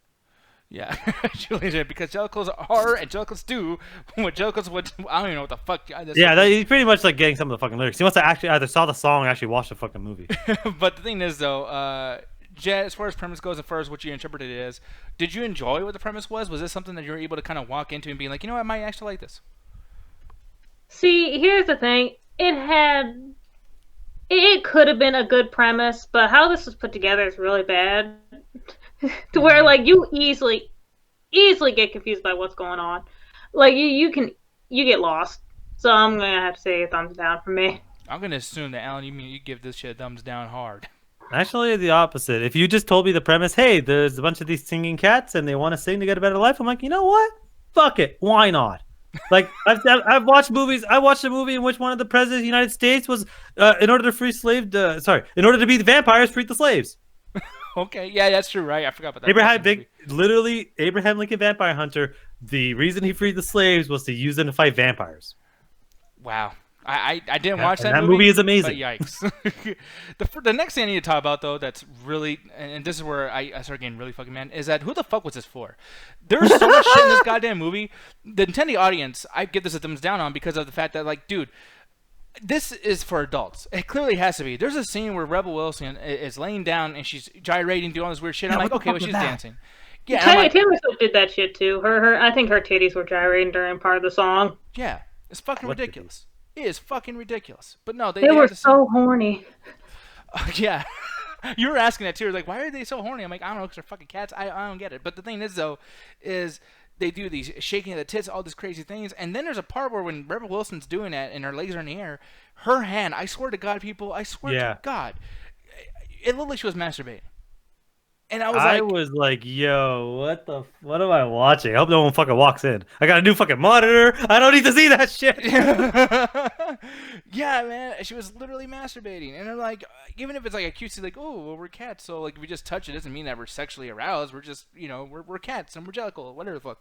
But like, that's kids can't see that. That'd be fucking weird. And it happens a lot throughout this entire thing, to the point where even like there's moments where it wasn't sexual and like certain characters are like being really badass and kind of creepy and being a little like threatening. I don't think this is for cats. I dropped my fucking mic. Did you just say you don't think this is for cats? For kids, I mean, shit. Well, Sorry. it's definitely not for It's not for It's cats definitely either. not for cats either. Cats would be like, what the fuck? I don't watch that. Cats Sorry. are gonna hate this fucking movie. I'm so mad I knocked my fucking mic off. But no, the biggest thing here for me, the reason why I give this such a down thing too, is because the intended audience. Let's just say it is for adults, because lots of things feel like it is for adults. You're insulting our intelligence. You gave us no fucking story. You're doing all this fantastical, flirty, cutesy fucking shit, and you're asking questions that are not answered. Characters just disappear and then come back in. You're insulting the fucking grown person's intelligence. So fuck this movie for that. It drives me up the fucking wall. Alan, how about you, man? What do you think about the intended audience? You feel like this was good for that particular audience? Honestly, no, because this is this issue we talked about earlier in the show, in which Hollywood likes to just get these stage and Broadway plays and make them into movies, because they're like, oh, we get to get the people that don't want to fly out all the way to wherever the fuck it's playing to watch it live. And essentially what they want to do is the people that like Cats the musical, which, hey, we're seeing in the chat, some people actually fucking like the Broadway play. So like, oh, we're going to get it for them, right? This is so incoherent. I assume that people are going to hate this the same way they hate Rent. Mm-hmm. Now, let's say people that don't like it, don't know what the fuck's going on. This is so incomprehensibly stupid. I don't fucking know what's going on. And I felt like I was missing stuff even though I was watching it. Is this for anybody that's like maybe younger because it's weird animals? No, because we just explained it. I don't know who the fuck this is for. Can you get high to this? No, because at some points it gets creepy and I could see someone having a bad trip. Jed, what do you think this fucking movie's for? And do you think that they would have been satisfied with the product? At first, I thought this was for people who watched the play, and I still think that, because you couldn't bring kids to this. I mean, I feel sorry for any kid that did, because they're probably just like, I want to fucking go home. Can we watch fucking Spies in Disguise or some shit? Like, I hate this. No shit. It's not, like, it's definitely not for any parents. Like, not for young kids, not for parents. And teenagers, I don't think they would like this. Furries, no, those aren't even good like looking cats. I really don't know who this is for anymore. Like if it's not for like those actual people who saw it on Broadway, not for anyone else. But at the same time, they changed enough of it to where it's just like, yeah, this isn't like the play. Yeah, and that's the biggest thing too. I kind of see your point there, and I thought that was the case as well. But yeah, I don't feel like anyone would be happy about this that was hyped about it beforehand. I feel like that's another thing about this too. Is like if you're watching this and you're hyped about this for ironic reasons, then okay, maybe you're a little bit fucking happy. I don't think that this was made for you though. I think that these fucking people really did think that they were making some good shit. I really think that. And it's fucking frustrating to believe that maybe they're like, you know what, man, we got a good fucking story here. We got a good fucking premise. We're gonna stick with this. No, fuck you. You don't got shit. You're assholes. To the point where we talked about it a little bit with the premise. Story wise, I gotta tell you, man, I don't know what the fuck was going on here as far as the characters. It's the premise. Just you want to know what the story is? Go back to our premise. It's not much more than that. It is a bunch of cats that are essentially trying to basically sing their character development away in order to get to this ball, in order to get a better life. That's about it. So every single thing that happens, every song is in relation to that. It is, I'm a cat and this is my thing. I'm, the evil cat. I'm the magic cat. I'm the cat that's older than everyone else. Like, that's all that every single thing is in here. And it goes to a point where it's 30 minutes straight of music, but there's no plot to this fucking movie. It is just the premise that we already discussed. Yeah, no, here's the thing, too, because, I know that, we're talking about story of the character and, like, whether or not they were done well as far as writing goes. Like, just, take out the subjectivity of it all. The thing is I would just imagine that we're supposed to really give a fuck about the main character. But when she's not singing as good as Jennifer Hudson, or she's not doing as good of a dancing as some of these other characters, I don't know what the fuck to even, like... I mean, what's her journey? Because I don't give a fuck about her, and to be honest... Her journey is she gets tossed out a fucking window in a bag, which is hilariously dark. That's how the fucking movie starts. Jesus Christ. And then realizes nothing, and the movie ends. But she has no arc at all.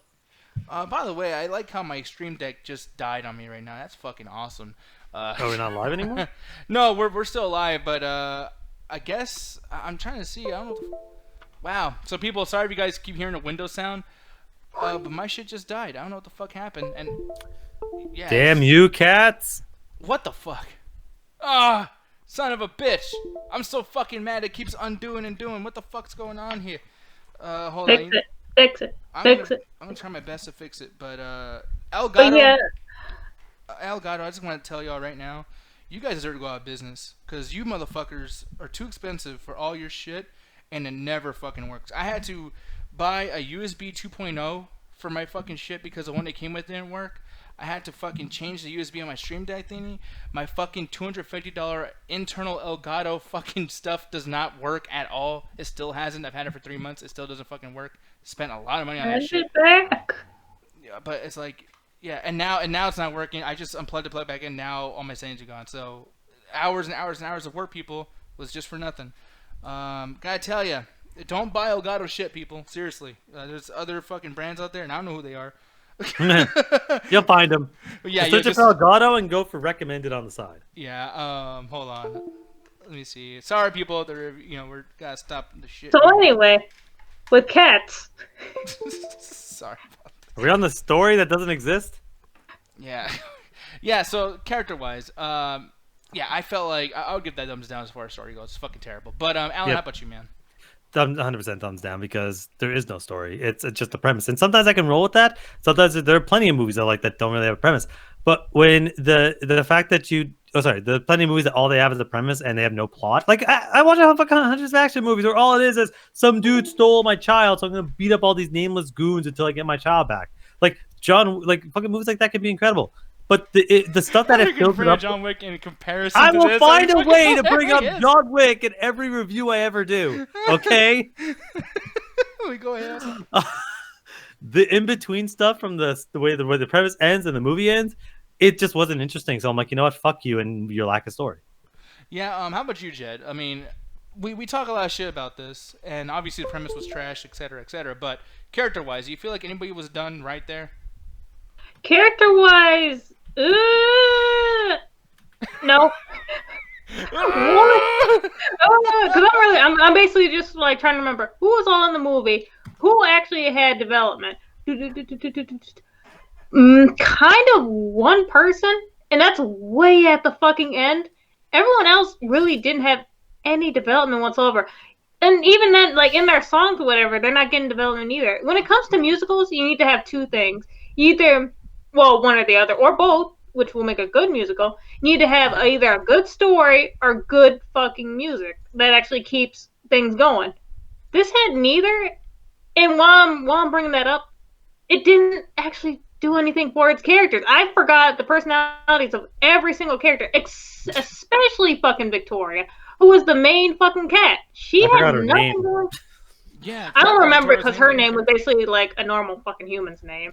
But yeah, like she had nothing. She was so fucking boring. And honestly, like during one song when she started singing, I was just like, oh, you're ruining this song. This is probably one of the better songs in here. The one good song. And when you joined in, it just got bad. I don't like your voice. Yeah, and that's the biggest thing too, because like when you bring it up, Jennifer Hudson stuff, that's where the fucking thing gets emotional a little bit. And I guess as far as story wise, I will say that I felt it. I felt the emotion a little bit too. And apparently, what the story is too, what we're seeing about is that I guess she's just been used up by all these people. I don't know if it's like a prostitute thing. So, They're cats. So play wise, basically, if I recall, she used to be one of the Jellicle cats, and then she basically got famous, became a show cat, and then something happened. She got abandoned, tried to join them again, but the thing is, she was prostituting herself, so basically everyone shunned her out. Yeah. And that's the biggest thing too, is like when talking about that, I'm like, okay, that should be a pretty good storyline. Can we have more of that? No, we Nope. don't. She does her song, she sings her fucking ass off, and they pulled them out of her strings a little bit. But that's it. As far as emotion on anywhere else, I'm not angry about anybody except for just I'm mad about the fucking creators who made this shit. But Idris Elba, I mean, Julian in the chat too would thank you for saying this because it brought it to my fucking attention. But he's like, yeah, he does drive the conflict. Does he though? No, he does. He really drive the conflict? Because he shows up, says something, immediately fucks off for the rest of the movie until Taylor Swift does some of the worst singing I've ever fucked. Like, yeah. I don't actually think Taylor Swift's that bad. I think 1989 is actually a pretty decent album. Her trying to sing in this weird fake British accent, it was killing me. I'm like, you are legit the worst singer in this entire movie. That's why I said there's only one good song in here, and it's definitely not her. Oh, God. Yeah. It was fucking terrible. But then Idris Elba comes back like, hey, you enjoyed the song about me, right? I'm just going to do the same thing. And then maybe kind of do something and then fuck off for the rest of the movie. Kirk saying, you leave my soon-to-be ex Taylor Swift alone. That's a great, very grounded way to think about that, dude.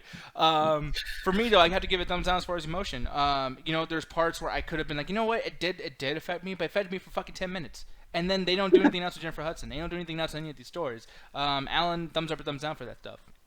It has to be thumb down. There are no characters. Like Ian McKellen, actually, surprisingly enough, I really did enjoy his song because he's just talking about what it was like growing up in a different time period. Mm-hmm. But I gotta go, at the end of the day, it's like every single song here was to essentially tell you who these characters are, but nothing ever comes from it, so it ends up not mattering.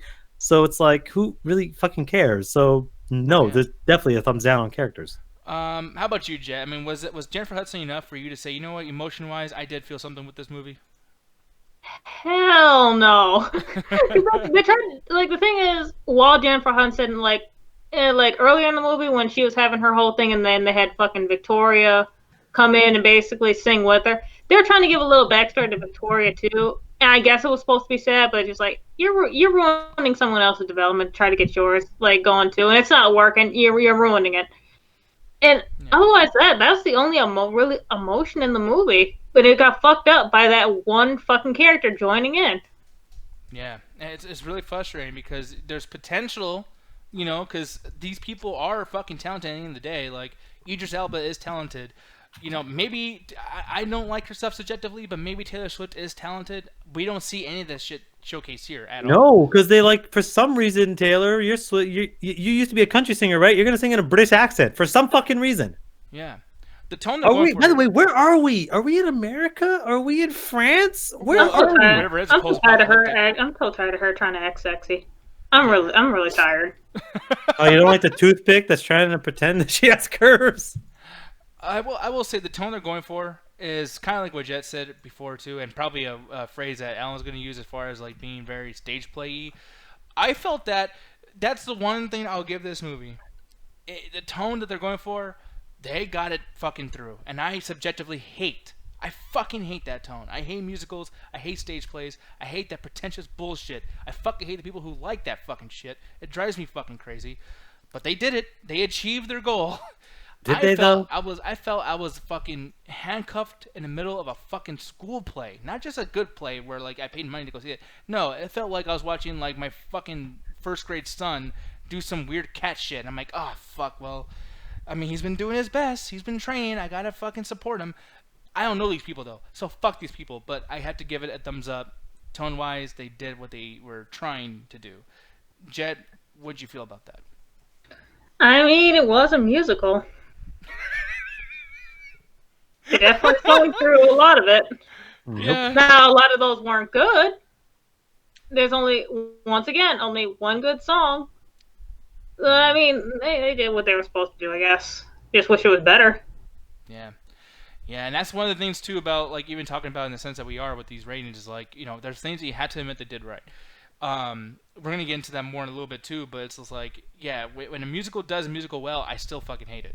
But you had to take that point off. I wouldn't recommend you guys go see it because of the musical aspects of it, but it is what it is. Alan, how about you, man? What'd you feel about the tone of this? It fails at everything it tries to fucking do. I don't give a shit about the characters. When it gets dark and creepy, it immediately goes to weird happy, then it goes back to dark and creepy. So I'm like, I don't know what the fuck you're trying to do. It is this weird fucking world in which someone had to say it in the chat, I didn't know what fucking city we were in because it just jumps between what feels like alleys in New York to fucking apparently fucking London and France at some fucking point.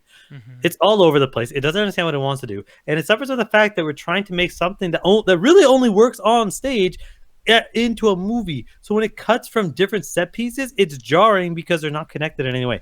When you see this on stage, you have either an intermission or you have some sort of dialogue or you have something that's happening while they move the set around to get to the net set piece. This doesn't have that. This just has the edit. So it becomes this jarring fucking mess where at any given moment, it just jumps to a completely different part of whatever fucking city they're in. And I'm like, I don't know what the fuck's going on. And at this point, I just stopped caring. Well, you're actually talking about two other categories that are going to be discussed on this because you bring up editing, you didn't bring up pacing. And I guess, you know, as far as that goes on pacing, yeah, I think the pacing of this was so just egregious and just hard to fucking go through. Like, the songs last too long, guys. Oh, like, fuck yeah. That first song is like, yeah, kind of catchy. Cool. Yeah. 45 seconds later, okay, we're going to get there. Can you end the song? No, we're going to go another 2 minutes. See, here's the thing. I'm really trying to debate which one had longer songs, Rent or this. About the same. Yeah, about the same, but let's just say for argument's point, Rent was longer.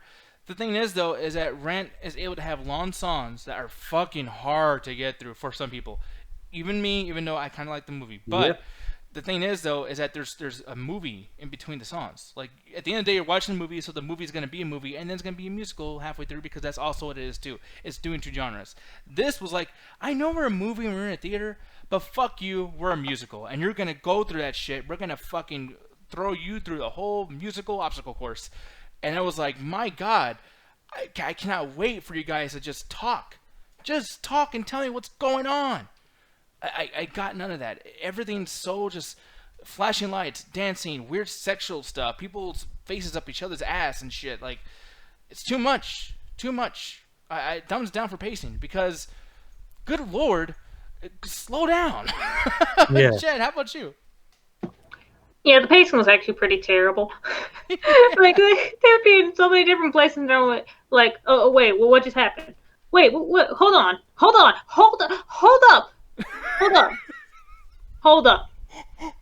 Okay, you guys are talking now. I can actually catch. Oh, whoa, stop! You don't have to sing right now. You don't have to sing. Whoa, hold on. Yeah, you're asking questions like, "Oh, that's interesting. Why did you? Oh, no, don't do it. No, Wait, okay, maybe I can figure out what's going on in this song. Okay, what they're singing about doesn't really make any sense. Okay. Yeah, man, I'm looking in the chat to Mauricio saying, Nick, that's why I had Las Miserables. Les Miserables. Holy shit. Somebody clip that because that is the worst pronunciation I've ever heard of anything. Let me try again. Les Miserables.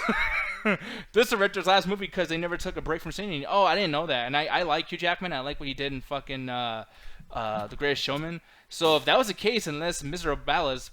Le Miserable! Gee! Le Miserable. No, don't tell him. It's way funnier this way. Why is it B in the fucking name?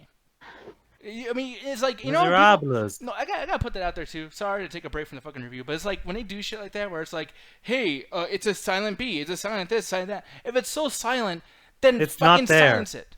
It's not a silent B. Les Miserables. What? It's there. You just don't know how to pronounce words. Les Mis. Nick, say that. Les Mis. Les Mis. The Miz. Just fucking say There we called go. The Miz. The Miz. Fuck. Yes, wrestling. Yeah. Bob Lawson. Les Enfants Terribles. All these starving people in this fucking movie, and then the fucking Miz just comes out in his fucking jacket and shit. Like, fuck it. Why not? Fucking sunglasses. Play. That's a reference that Alan's probably not going to understand, but it's okay. Yep. You guys got to watch more wrestling. No. It's better than this shit. That's a low bar. As far as dialogue goes, there is no dialogue. If I was trying to be really nice here, I will say that I'm really trying to be nice. I don't know why I'm doing this. Why? But I'm going to give this a thumbs up. Because since the beginning, it's, what was that? What's that song called? Something cat. Jezebel Jellicle cat. cats. Yeah, Genital Jellicle cats. cats. Angelic cats. Let's miss a tacos, Kirk. Nah, that's fucked up. Fuck you, Kirk. But the Jellicle cat. Look, I always say this about like wrestling or Walking Dead or anything. You gotta build up something so I can give a fuck. Get it over. With Frankenstein, they get him over because he killed a little kid and then he's fucking crazy. Freddy Krueger, right away, he's killing people before you even know his story. Jellicle Cat, we didn't see any of the Jellicle Cats or whatever the fuck that happens till the end of the movie, but they have a song, then they got another song, then they have a little bit of dialogue. It's like they're building this up where I'm like, you know what? I'm kind of curious. What the fuck is this Jellicle Cat shit? And granted, I don't like what happens, but they really, really push that, and I have to give it a point. Alan, don't hate me. What you think about it? I will hate you. Fuck. I don't even know. Go to Jen. I still gotta fucking process some of my thoughts on this. Okay, well, as far as like the dialogue and whatnot too, and them doing that, Jet, what you feel about, as far as like their explanations of what to care about? So since this is a musical, I have to put singing and dialogue together because that's just how it is. Like a lot of the dialogue is going to come from singing because that's how they move the story forward. It's bad. It's bad. Yeah, Fair. it is. There's really nothing else to say. Like when they weren't singing, they were just talking. It was still bad. Yeah, I mean, like I don't like the scene either. But the reason why I want to separate those two is because was I gonna like this? I mean, okay, like if they had like a couple songs, like I said earlier, like if they had a good story and then maybe had a couple songs every now and then, like not like full on musical, like they're singing going out through like the entire fucking movie, that'd be different. But in this one, you have to put both of them together because that's how they're basically pushing the story forward. When I was watching this, I was thinking of this rating system, and I was like, you know what though? Well, Like, premise forward. yeah, but I was like, I had to give this something. Not to be fair, but just to be like, Oh, yeah, it would be a thumbs down for me. thumbs down for you, okay. But yeah, like the reason why I'm arguing with you on that is just because of the fact that it's like, don't you feel like, did you actually really like the dialogue of Jason Derulo going, yeah? Oh, I hated that shit so much. Or fucking like Rebel Wilson's fucking dialogue with the fucking baby face mice or the cockroaches.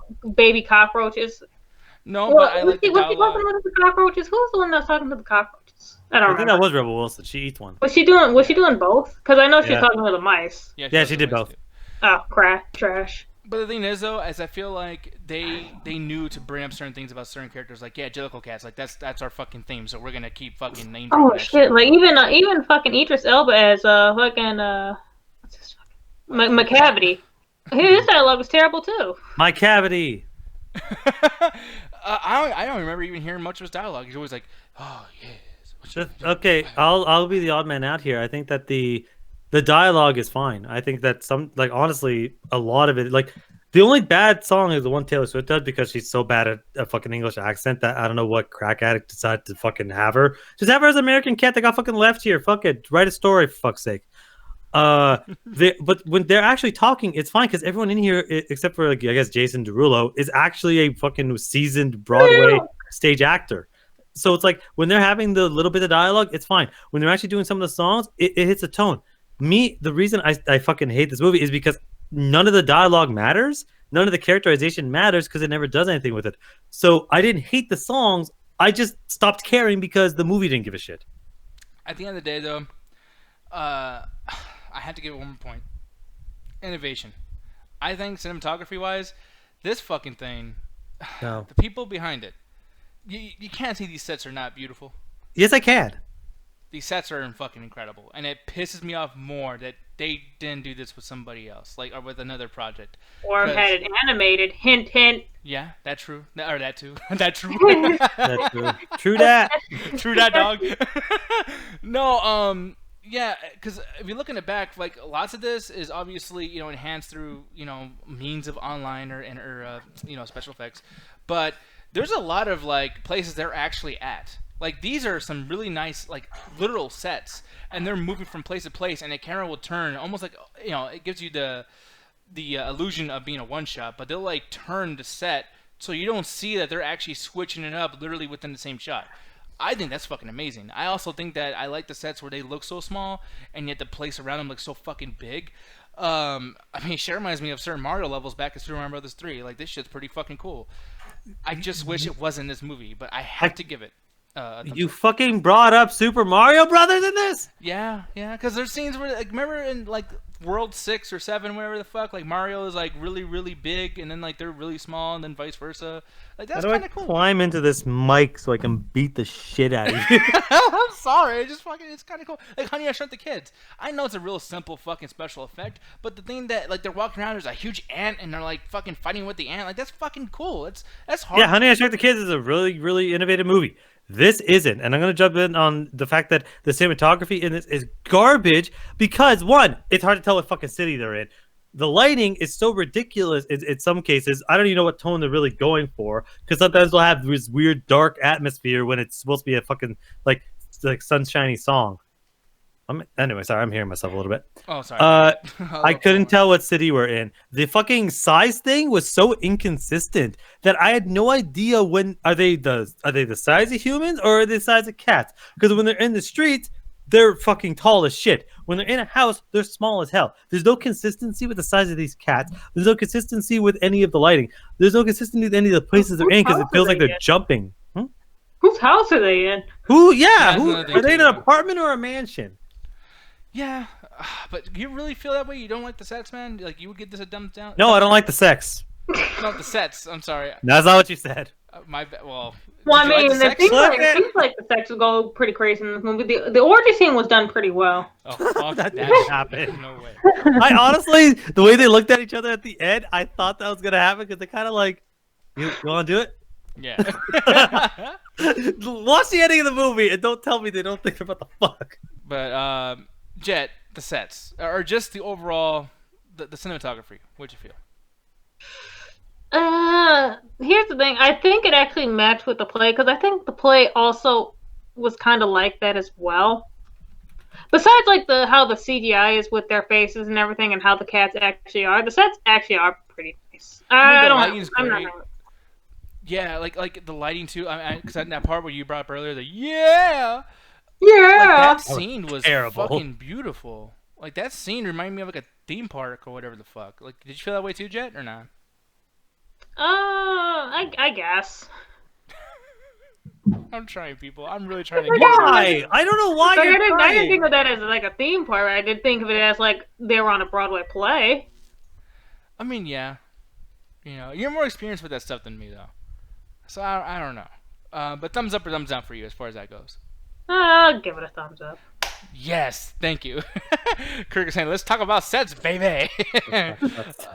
Fucking doing a Adam Cole over here and shit. But no, man. Overall, I think and I guess we'll go give our typical recap shit, whatever the fuck, like, out of 5, just our general opinion.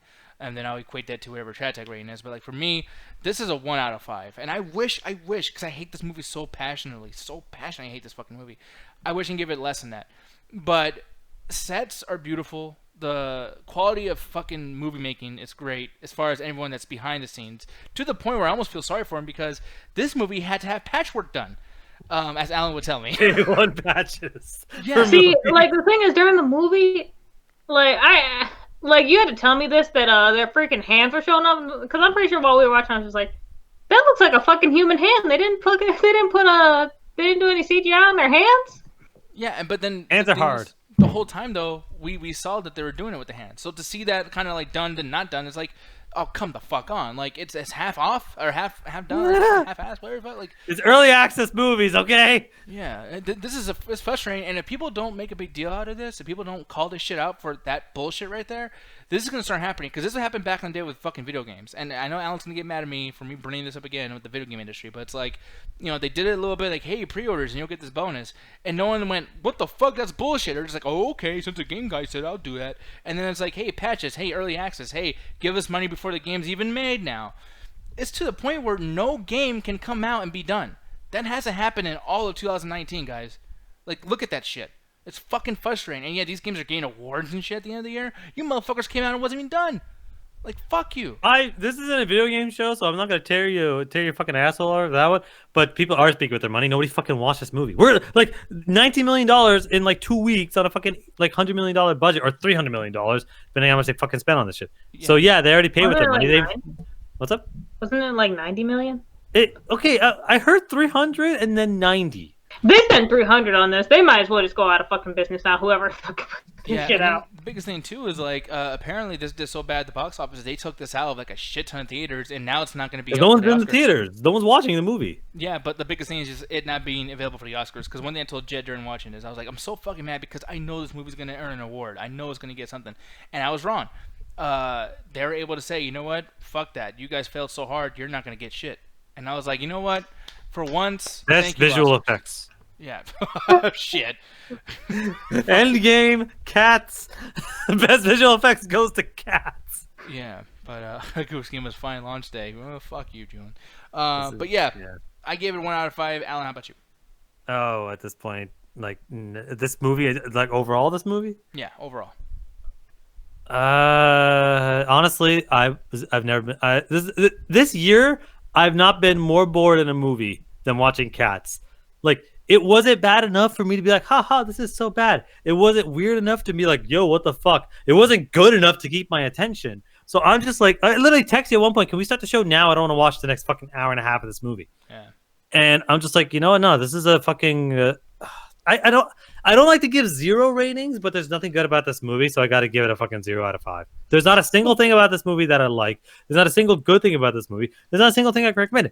If we still did the after hours the way we used to do the after hours, I would never watch. I would die before we put this movie in the after hours because it's so dull. Okay, would you rather watch this or Amazing Bulk? Amazing Bulk. Yeah, honestly, you heard it here, people. Rather doesn't mean we're gonna do it. Jet, out of 5 overall, what would you give this movie? Here's the thing.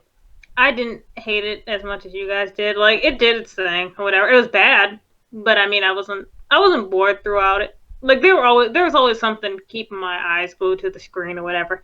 Whether it be like the fucking terrible singing, the tap dancing or whatnot, or going way too fast. I felt like it didn't actually feel long to me. Mm-hmm.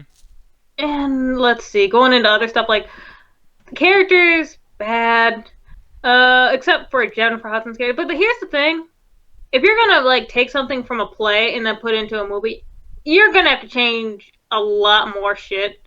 Like, I guess I can compliment them for basically like making it kind of like sort of like the play to where it's just like singing throughout most of it and very, very little dialogue.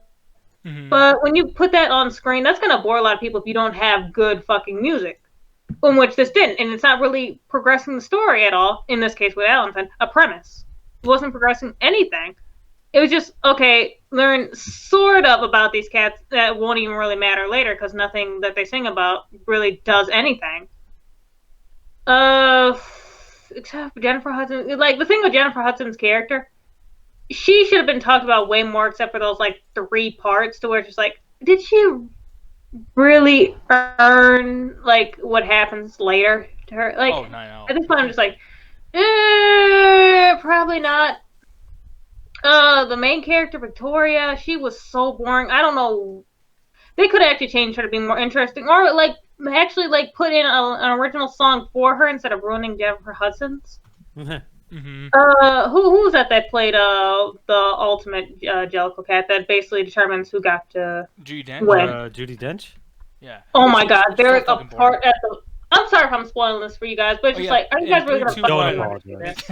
Go ahead. There's at the very end, she basically turns to the camera and she's talking to you for like 5 minutes. I don't know what the fuck she was talking about. I think she was trying to thank us for watching the movie, and then like, this is a look into our world or some stupid shit. Yeah.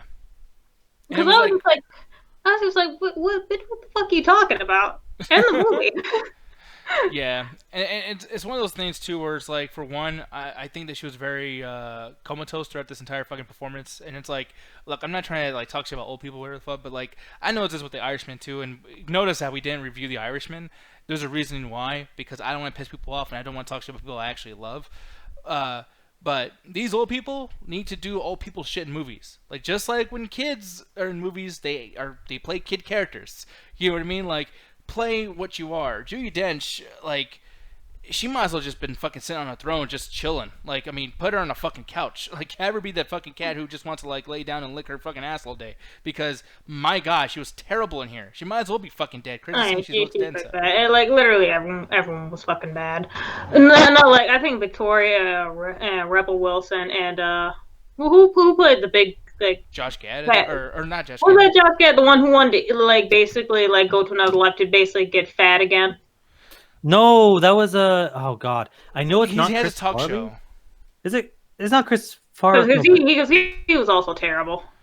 Oh my god, people. Was that Chris Farley or is Chris Farley? Chris Farley dead. Who's the guy that I keep confusing for Chris Farley then? There's a British dude I keep confusing for Chris Farley. Yeah, I know it's a British guy, and I cannot remember his fucking name. I don't know.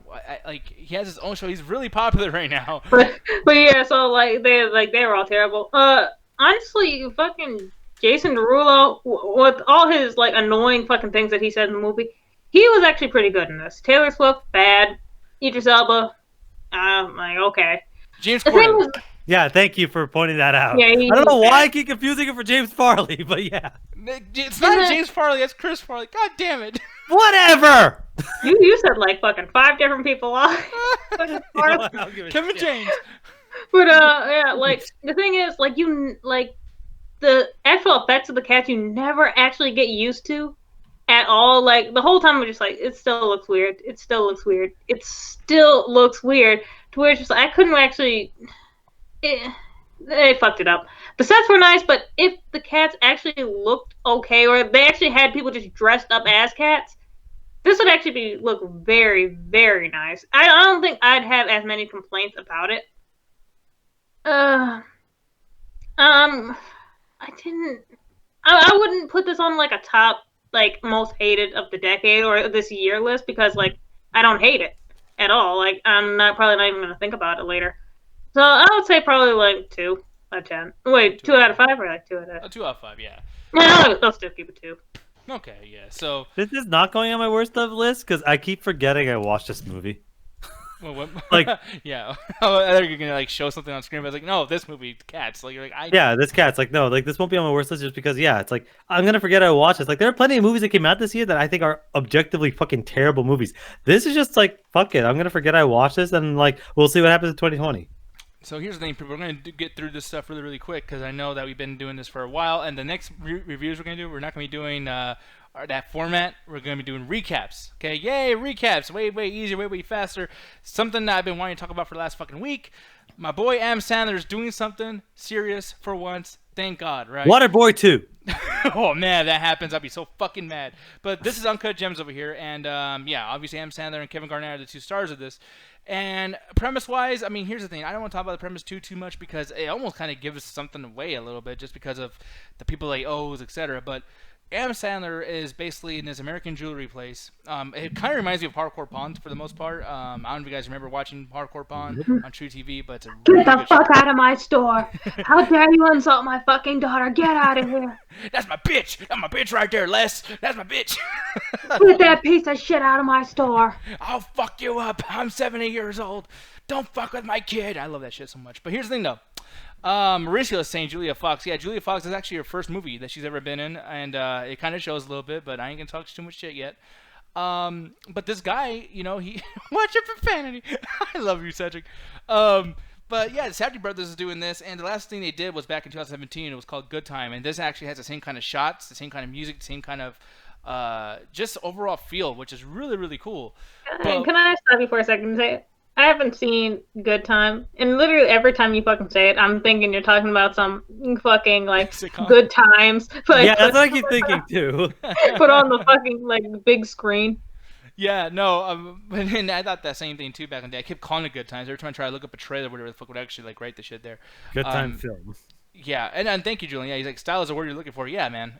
They do have a certain style that only they have. Because I've seen a little bit of Daddy Longlegs, and there's a few other movies that they did too, and they're Daddy very very small. Longlegs. Was it called that? Daddy Longlegs? Yeah, there's a movie called Daddy Longlegs, and then God, there's a couple others I can't remember what they were. But the thing is, though, is Adam Sandler was a big fan of them, and I guess what they did is way back, like 10 years ago, they actually tried to get him to be in this movie, same storyline, same script, same everything, and he was like, no, fuck that. Well, his agent was like, no, fuck that. I'm not gonna do that. It's painting you, Adam Sandler, in this really bad way because this guy is weak. This guy has a fucking gambling problem. This guy is an issue. Blah blah blah. And Slap that fucking agent right in the fucking tooth. yeah, because the No, thing is, because I mean, 10 years ago, like what was Adam Sandler was still making like Jack he's and making Jill. garbage movies, but he's making money. he was making money, but the thing is too, though, is I feel like if this came out way back then, Adam Sandler would have been allotted way more opportunities in the last 10 years. I really do think that. I disagree. I think that if this was released, because he's done like this isn't his first serious role. If this was actually 10 years ago, yeah, he did. Yeah, Mauricio was like he did Funny People, and that didn't really allot him much roles. Rain I think Over Me that is another one too, by the way. Yeah, I think that it would have been just one of the ones where it's like, oh man, remember Adam Sandler gave a fuck? Like, it's coming out now. You do it periodically so that way he can do stuff. Like, that way you can forgive him. Because when he did Funny People, it was like, oh man, he is such a good actor. Then he did just like a fucking 8 years of garbage ass fucking movies. Now everyone's like, oh my god, Adam Sandler's back. Now you're going to forgive him for the next 5 years when he does garbage fucking Netflix movies and is still making like fucking millions of dollars until he does the next fucking amazing movie. Yeah, and the biggest thing here is, this dude, every single bit of this movie, man. I mean, you start off the movie, like, zooming out of his fucking asshole because his life is an asshole. Yeah. But it's all because of him. He cannot stop making bad decisions. He cannot stop pissing people off. He cannot stop just being unlucky, too, because there is situations where he is trying to kind of, like, refine himself or not make a bad decision. But yet the decisions he made prior to us seeing him in the movie, the lore of his story is just constantly fucking him up every single step he takes, to the point where he might have made a good decision and it's fucked because something that happened that's not in this movie just dictated that he's not going to be able to make this win happen. And it's frustrating to watch. It literally made my stomach turn, man. Watching this movie, within the first 3 minutes, I'm nervous. I'm fucking like uncomfortable in my chair. I'm like, oh my god, what's gonna happen? Oh my god, and nothing's happened yet, and I'm like freaking the fuck out. It's so cool to see this, man. But Alan, how about you, man? When you were watching this, were you as nervous as I'm saying that I was, or nah? Not really, because I did enjoy this movie, but there's a particular type of tone that certain movies kind of take in which it's always going to be whatever the worst possible outcome is going to happen for the character. And that was what it was for the majority of the movie. If you like that kind of stuff, then that's fine. Me, I don't, because it got to the point where every decision he made, I knew would fuck up because of the movie prior. But the fact that I'm watching this movie, I'm like, well, you're making bad decisions. Oh, you made something that might work out? Well, it's only been 40 minutes of the movie. There's still another hour and a half to go. I bet it's gonna fuck up, and it does. It was kind of curious how it was, and it kind of kept me going. But it got to the point where I'm like, I wasn't really on edge because I knew that shit would keep fucking up until it stopped fucking up. I was just like, well, when's it gonna end, basically? Yeah. How about you, Jet? How'd you feel about were you tense at all during this? I was honestly very tense, but I felt like how Alan felt. Like I knew something was gonna go wrong. Like every single decision he made, I know just my stomach was turning. Like, oh my god.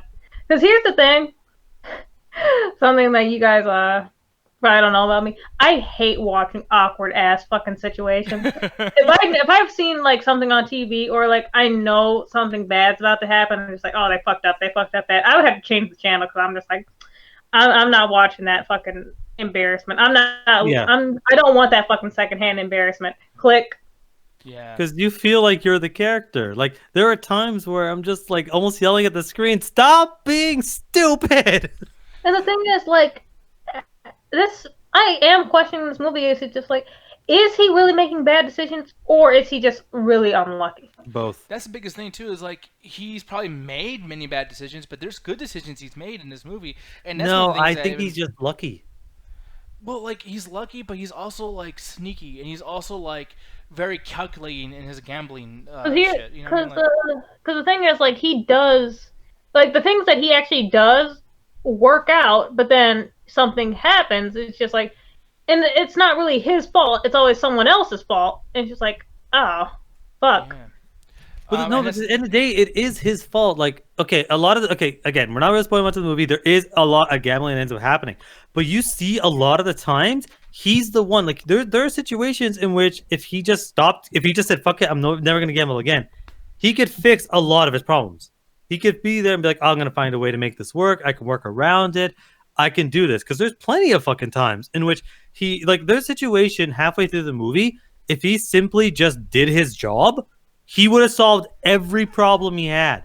But he keeps like, oh man, if I risk it, I'll make more. If I risk it, I'll make more. If I risk it, I'll make more. He's always doing that. So it doesn't matter if, well, this time the money got taken. Well, this time this. Well, this time that. No, no, no. If you just stopped, you would have been fine. But he doesn't want to stop. But then at the same time, a lot of those bad decisions that he made actually ended up being good decisions at the end. So it's just like, Nah, I want. because I wish we could. like some of those actually like did work out in the end to where it's just like, and then he does something else, and it's just like, oh no, why'd you do that? And then it turns out good, and it's just like, okay, that wasn't a bad, that was actually a good ass decision on your part. And then someone else is just like, No, it wasn't, Jet. I know the multiple decisions you're talking about. There is halfway in the movie in which somebody could get something from him, and the dollar amount would have solved every problem he had. But he's like, no, no, no, I'm going to take this and risk it, and so that I can make more moves. Yeah, that's what I mean. Basically, like, it turns out it was a good decision because it worked out, but then yeah, because here's the thing. I mean, and we're not really spoiling anything with this, but like he makes a decision that originally you think is bad, and it turns out that this guy's luck was on his side, and that particular decision was great. But then something else happens that the context of it is actually not in the movie. It's actually something that's been going on before the movie even starts, and that particular thing cancels out the positivity they would have got if his decision went full force. And that's the situation with this entire movie, where it's like there's things that are happening outside of his jurisdiction, or whatever is happening on screen, and it's fucking with him, and it's fucking with the characters around him. There's things going on with this fucking family that you don't even know what's going on. I mean, like, you just get like this feeling, like, man, he's probably cheated, he's probably done that. And then even if it comes up a certain way too, you get context enough from the other side of it where, like, to be honest, and I guess we can kind of say this because they show it in the trailer, Julia Fox is a person that he's cheating on his wife with, right? Yes. Now you're thinking, now that's a bad decision. bad But decision, actually, no. absolutely. Like at the same time, it's just like, was that a bad decision because of what happens later? It's just like, ooh. So it's the same thing. It's like, are these actually bad decisions, or is he like lucky then unlucky?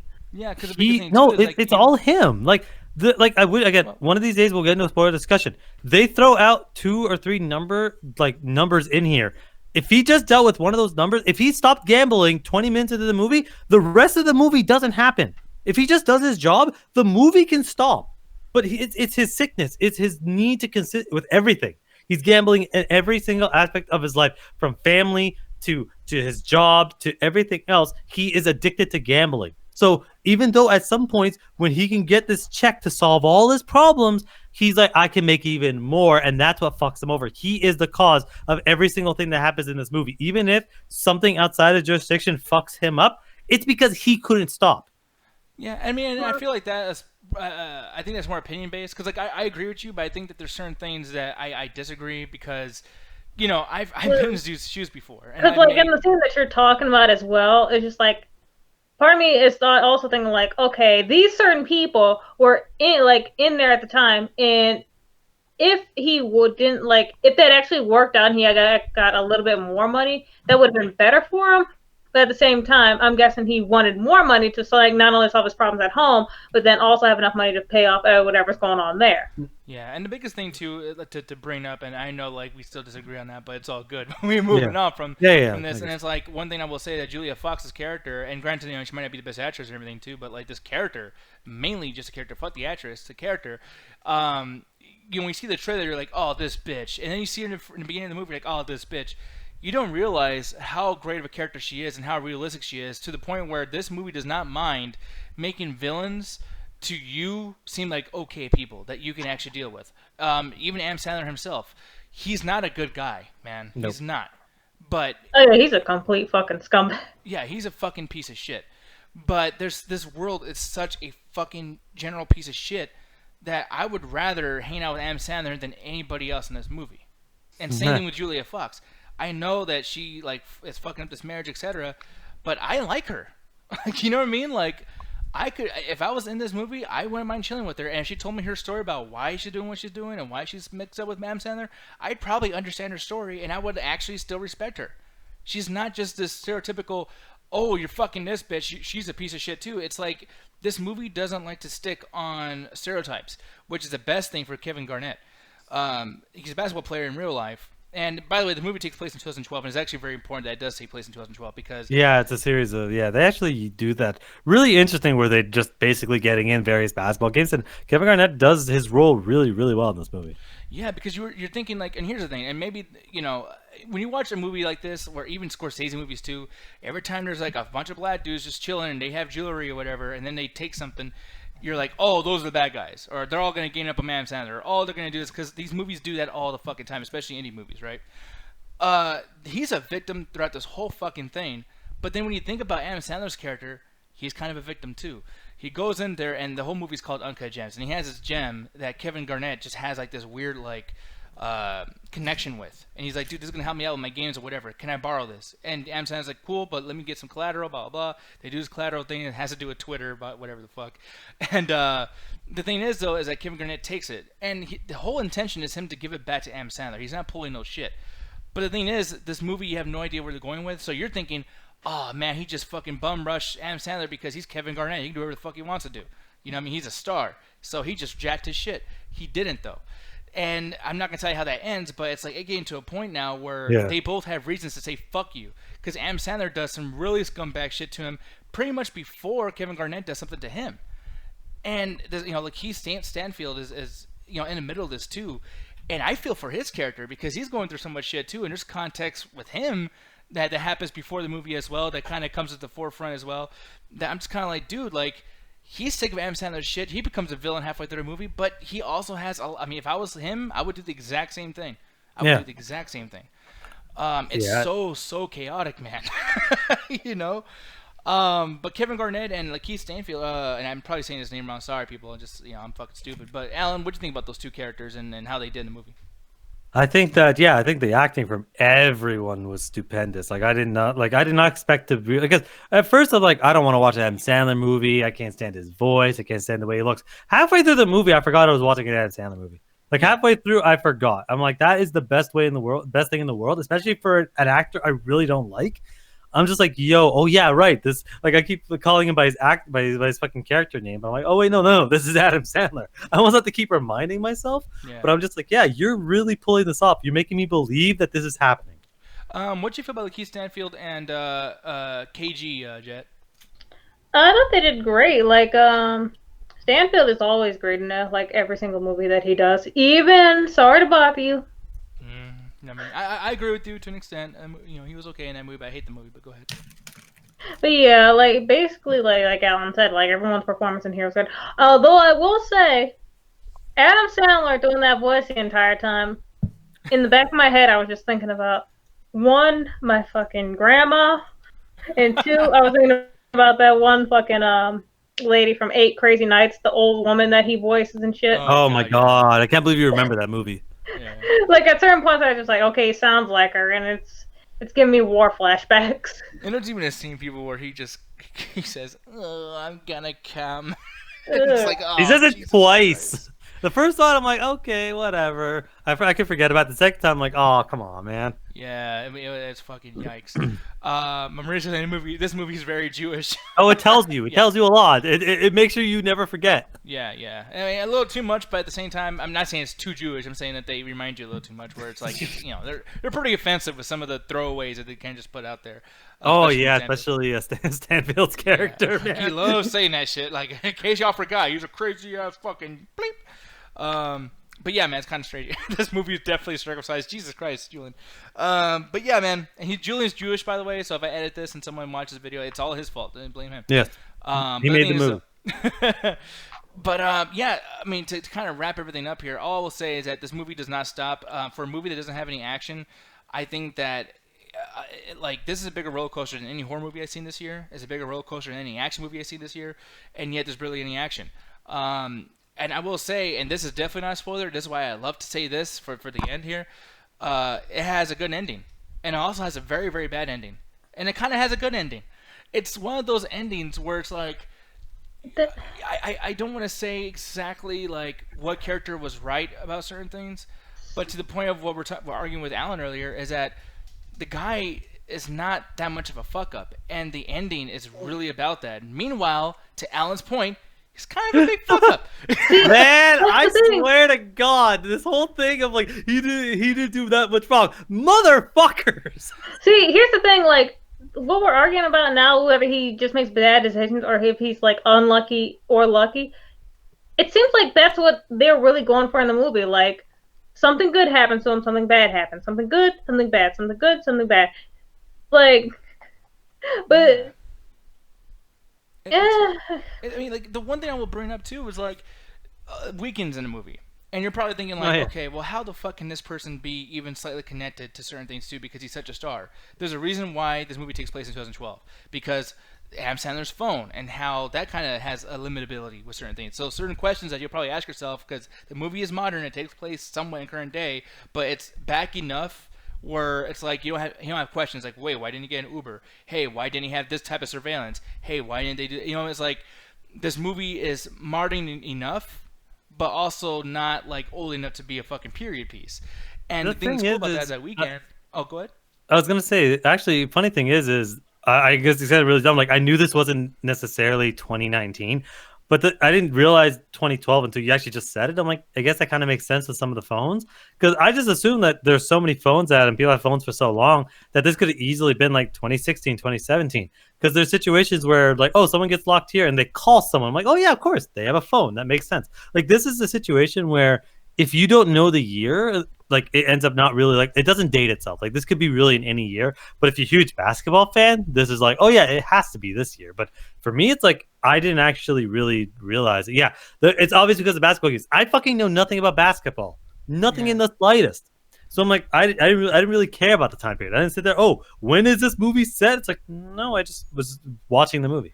But like those little things, like the date. I know it's so crazy, but like 2012 is a reason why Adam Sandler is able to have scenes with the Weeknd, and yeah, it's not like, wait, how the fuck are you knowing him? It's like it's not a big deal. Weekend's not a big deal back then. Yeah. Adam Sandler, why don't you do this? And why don't you solve the problem by this easy solution? Because that didn't exist in 2012, y'all. The lines and like the chaos of answering the machine. It's like it adds to his craziness because it's not as simplified as modern technology is today. It's fucking awesome. Also, too, the Weeknd's not there just to play the Weeknd and be like, oh, he's in there. I like this movie because I like the Weeknd. It's like there's enough happening here where you almost think that not only the Weeknd but other characters are going to have something to do with the end of the movie, and it adds a layer of unpredictability because. I mean, you guys are not even gonna guess like what happens with the Weeknd. It's fucking crazy. You know what I mean? And it's important, and you expect it to even be bigger than that. Then there's characters that are very, very small that are super huge at the end. So it's just like the whole movie. I can't predict what's gonna happen. I know that you, Alan, and you too, Jet, were like, hey, like we know something bad's gonna happen, but my thing is like, how is it gonna go bad? Because everything is set in place for success. So how is it gonna go wrong?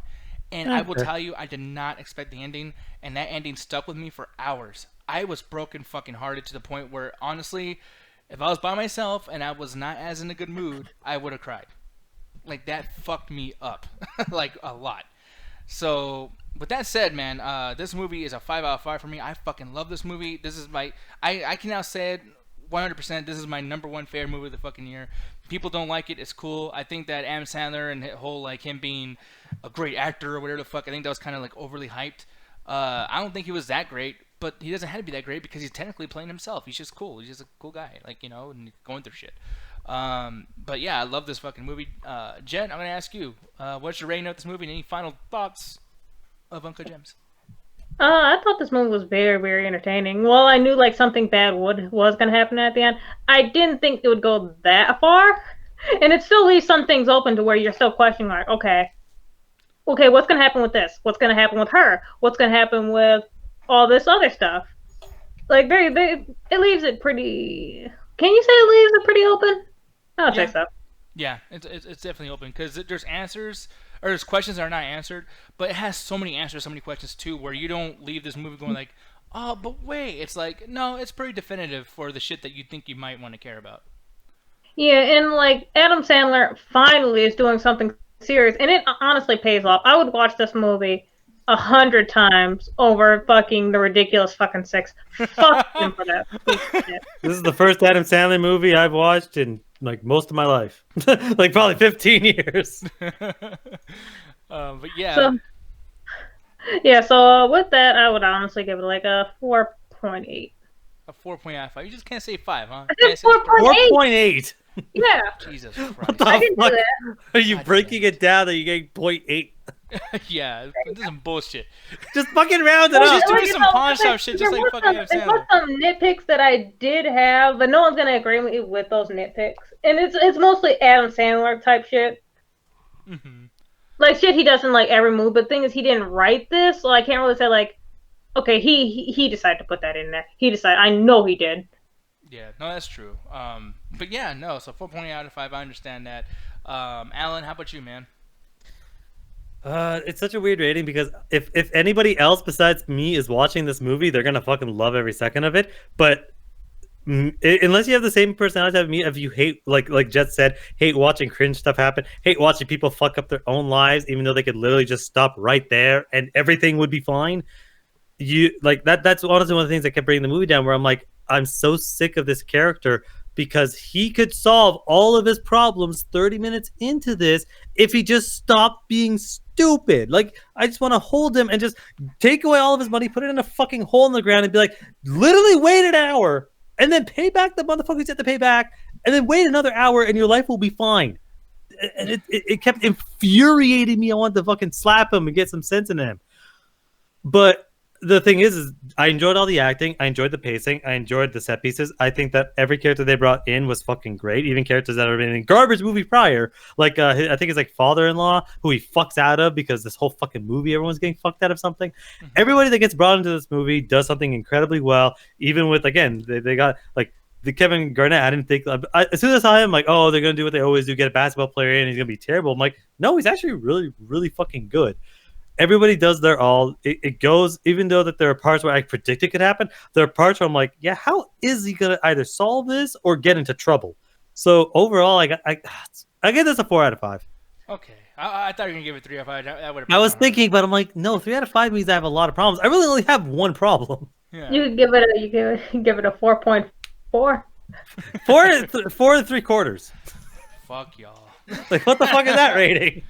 I know we're doing a long show, but it is what it is because a lot of things we got to catch up on. And this other movie, I loved quite a bit. So, you know, I'm not a big fan of Adam Driver or Scarlett Johansson. I really am not.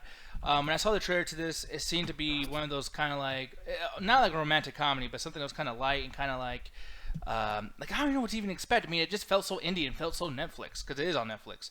But, Lifetime movie.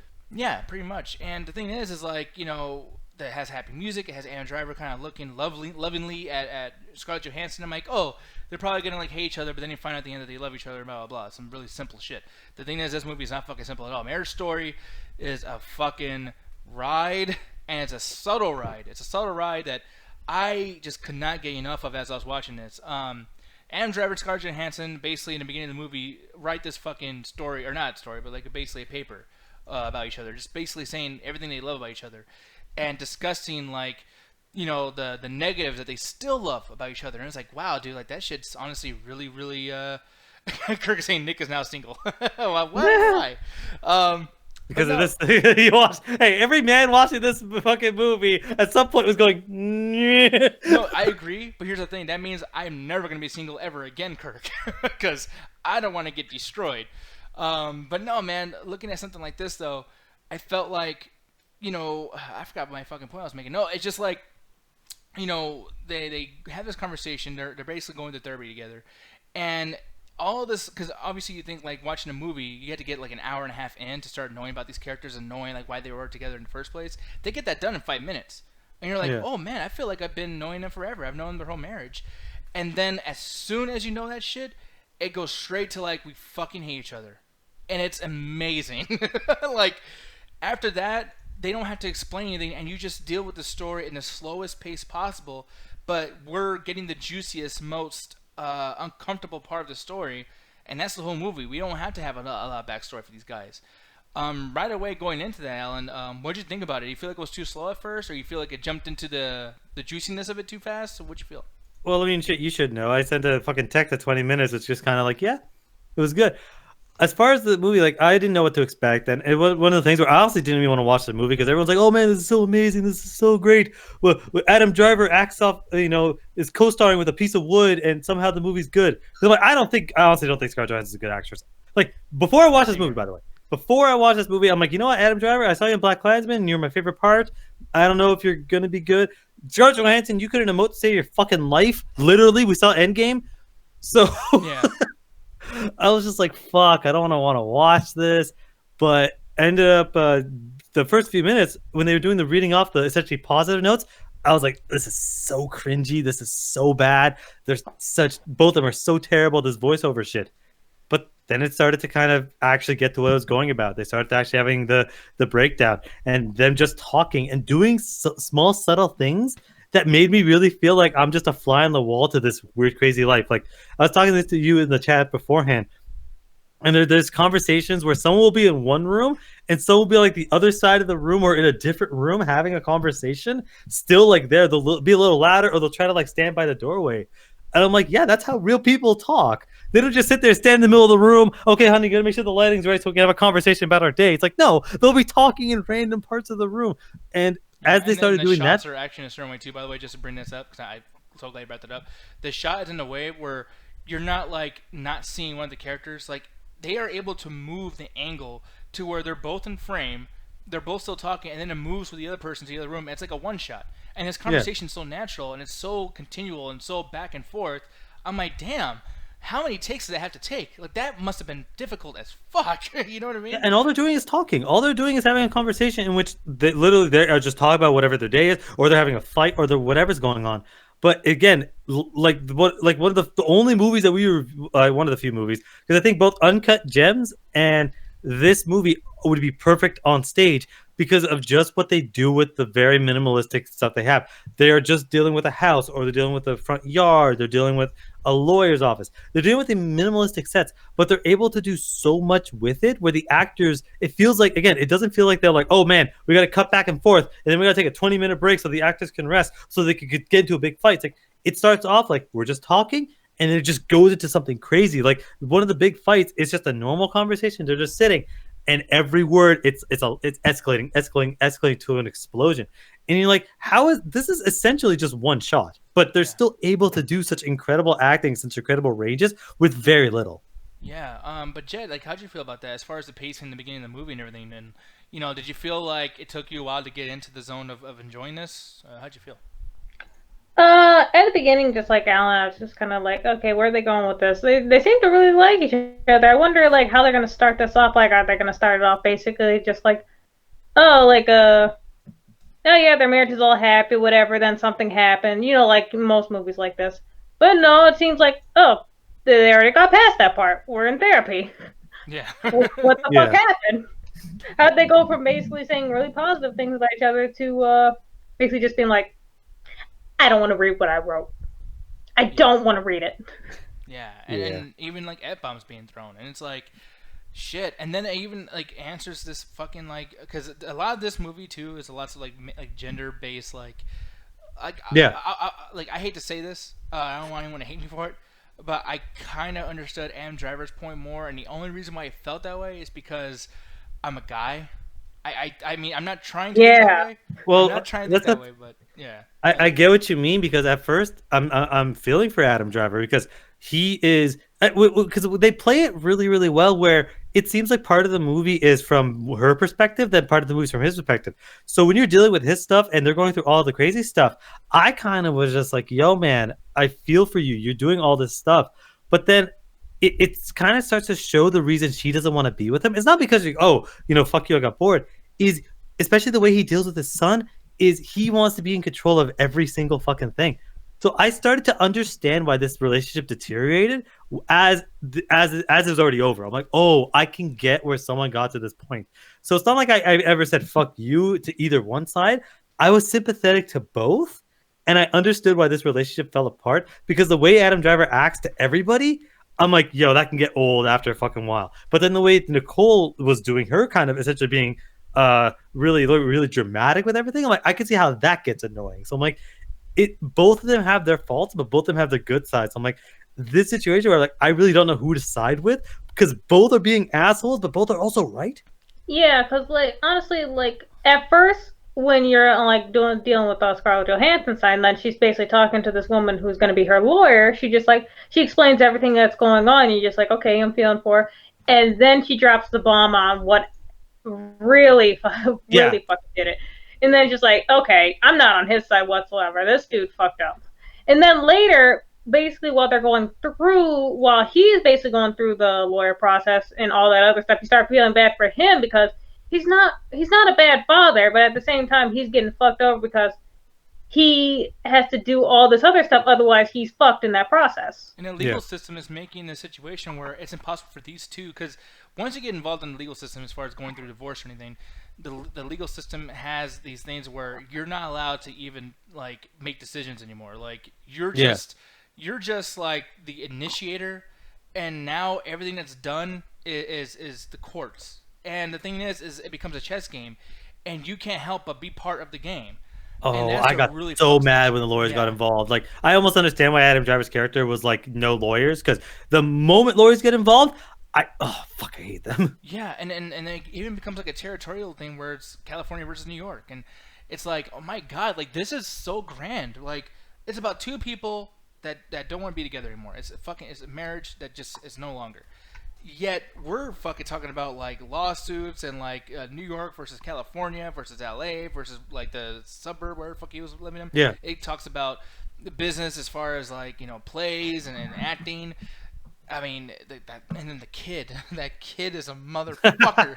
That kid is like the fucking. I did feel bad for the kid because he doesn't understand what the fuck's going on. Yeah, he's just being a chess piece at this point. And then you even like meet kind of lawyers and whatnot too, where even their hands are kind of tied too, because once again, like it's like a chess game, and it's like just legally they're not allowed to do certain things because of conflict of interest. And I'm gonna explain what that conflict of interest is, but it's like, I mean, everything just gets so fucking crazy, and you start learning about divorce like while watching the movie, which is cool. But it just makes every single it gets to a point where like they have to use each other's experiences against them in court. And yeah. When that happens, now you start realizing that everything's unpredictable. Like any kind of piece of dialogue, if someone makes a look with their face, it can be used against them. And now when that happens, there's no point in this movie that's subtle where sometimes there's no dialogue. You're at the edge of your seat because you're like, what the fuck's gonna happen? Oh god, they can use this against them. Oh my god, this can hurt them in court. Oh god, like you're almost scared. Like, man, please be nice to the kid. Oh, don't cuss it for the kid. Oh no. Oh, that makes me mad. Aside, don't ever swear in front of your fucking children. Nothing pisses me off more. Yeah, and it's fucking crazy. And it's like, there's more to it than just people. Like, as a human, there's rules they have to follow, and when you're going through something like this, those rules are very, very intact, and it's hard to be a perfect being with all this stress. And almost like Uncut Gems that we just talked about, it's like it's chaotic, and yet on screen technically there's not a lot happening, but your fucking stomach's hurting because you're like, oh god, please just get through. This is the perfect this is the perfect movie like for Netflix, because it's like there are times where I was pausing, I was going back, I was rewatching stuff, I was listening to dialogue, I had the subtitles on, like I was analyzing this movie like I had to fucking do it for an assignment. Like this is the perfect movie for at home. Yeah, I mean, this movie rewards you for your attention to detail, because there's certain things that, like, if you are paying attention to the beginning of the movie, there's little tidbits of information that the movie's like, hey, you remember that? Well, guess what? Like, you're gonna get back up. Is Scarlett Johansson in blackface at this scene? No, it's just bronzer. Yeah, we're saying I'm just imagining like two married people just sitting, like watching this movie, just looking at each other, just going like, don't watch this if you're with somebody. If you're single, go ahead. You'd be like, oh, thank God I'm not part of that. But if you're with someone, just watch something else. Watch Uncut Gems. See, now people be saying that a lot because it's one of those jokes and those memes or whatever, but like I really do feel like this is a great thing for a couple to watch, because and the reason why I feel that way is because if you really love your significant other, this will strengthen that relationship, I think, because you're looking at it and you're Yeah, like, turning into like where they're just like, yeah, we don't need to be together. hey, if that's Write what down two every people want. positive thing about me right now. I like you because you're clothes. Really, that's all you got? It'll start a fight. At some point in this movie, you're gonna fight. No, man, I just feel like this is, and here's the thing, like it goes down to the very simplest things. Honesty is the best policy. Like just always be honest. And it's like watch if this movie creates a fucking fight between you and a girl, guess what? She ain't the one, dude. Like you guys should not be together. I mean, unless he's bored as shit, then if he's bored of this movie and wants to watch something else, then that's fine. You fucking dodge a bullet there. Yeah, I mean, but yeah, man, like when you watch something like this, I feel like, because I mean, sympathies and whatnot too. Like Jed, I'll ask you, and then we'll get into our ratings. But like, did you have more of a sympathy to a particular party as this progressed? Because I know you felt one in the beginning, but as the movie progressed, I mean, did you align differently or not? At the beginning, like obviously you're more supportive towards Scarlett Johansson, but then as it goes on, and once again, like you're basically seeing what Adam Driver has to go through, and he obviously wants to be with his kid. Like he didn't do anything bad to his kid at all. Yeah. He's just frustrated with the process, to where it's just like, oh shit, I feel bad. I also feel bad for you. But then there's parts where Adam Driver also fucks up, to where it's just like, okay, I'm more sympathetic towards her now because you're fucking up way too much, and I'm getting angry.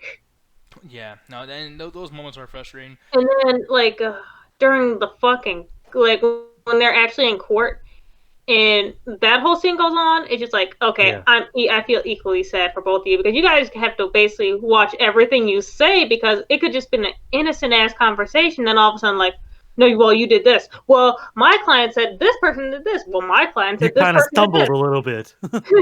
And the biggest thing too is like the most evil people in this movie, the villains, are also the heroes, which is another thing I like. I like having like someone who's neutral in it.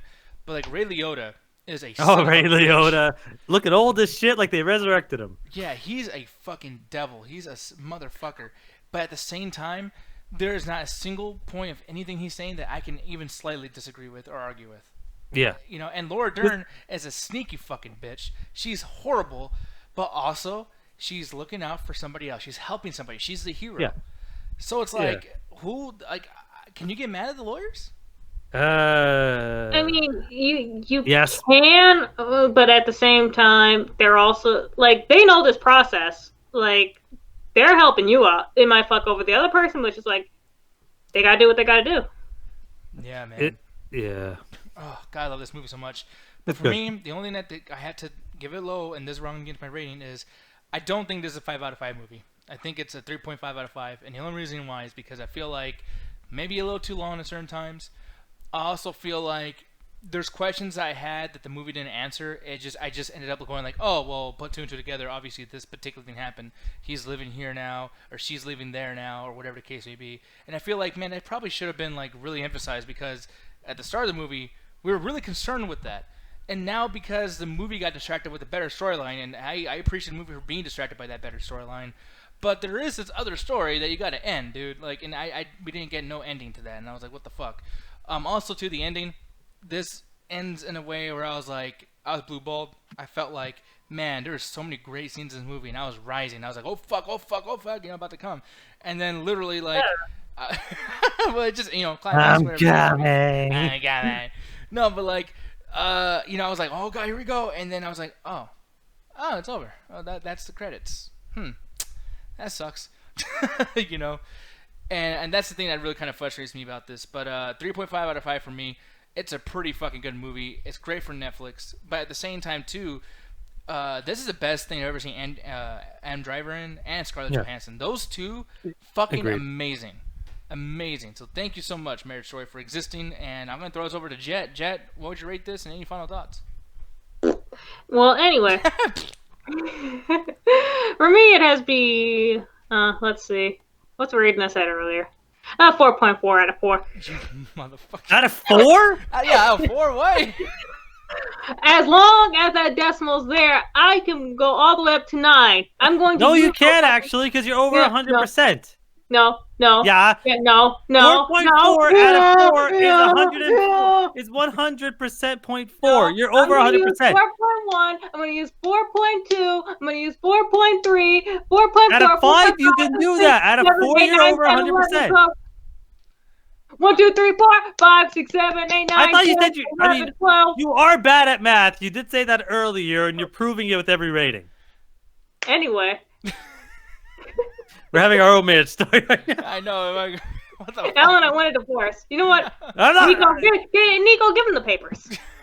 You're gonna lose really Dude, bad. Nick would be the exact same as that character. How? Yeah, I'd just be punching the walls and shit. Fuck you. But anyway, like this movie was a complete fucking roller coaster where it's just like you feel for one person, you feel for the other, then you feel for both. Like I don't think any character in here was like you actually supposed to really hate. It's just like just the divorce system and just the system in general. It just has you feeling for things. And what else? Adam Driver, even though I don't really like him very much, and Scarlett Johansson did great. Even Scarlett Johansson, I really don't find that good of an actress. Even even in Jojo Rabbit, I didn't particularly think like, oh my god, she's so amazing. This really. I don't know why you added the sound. She was actually doing her favorite Batman fucking impersonation. And Gotham, I love Gotham so much. This show is really too good.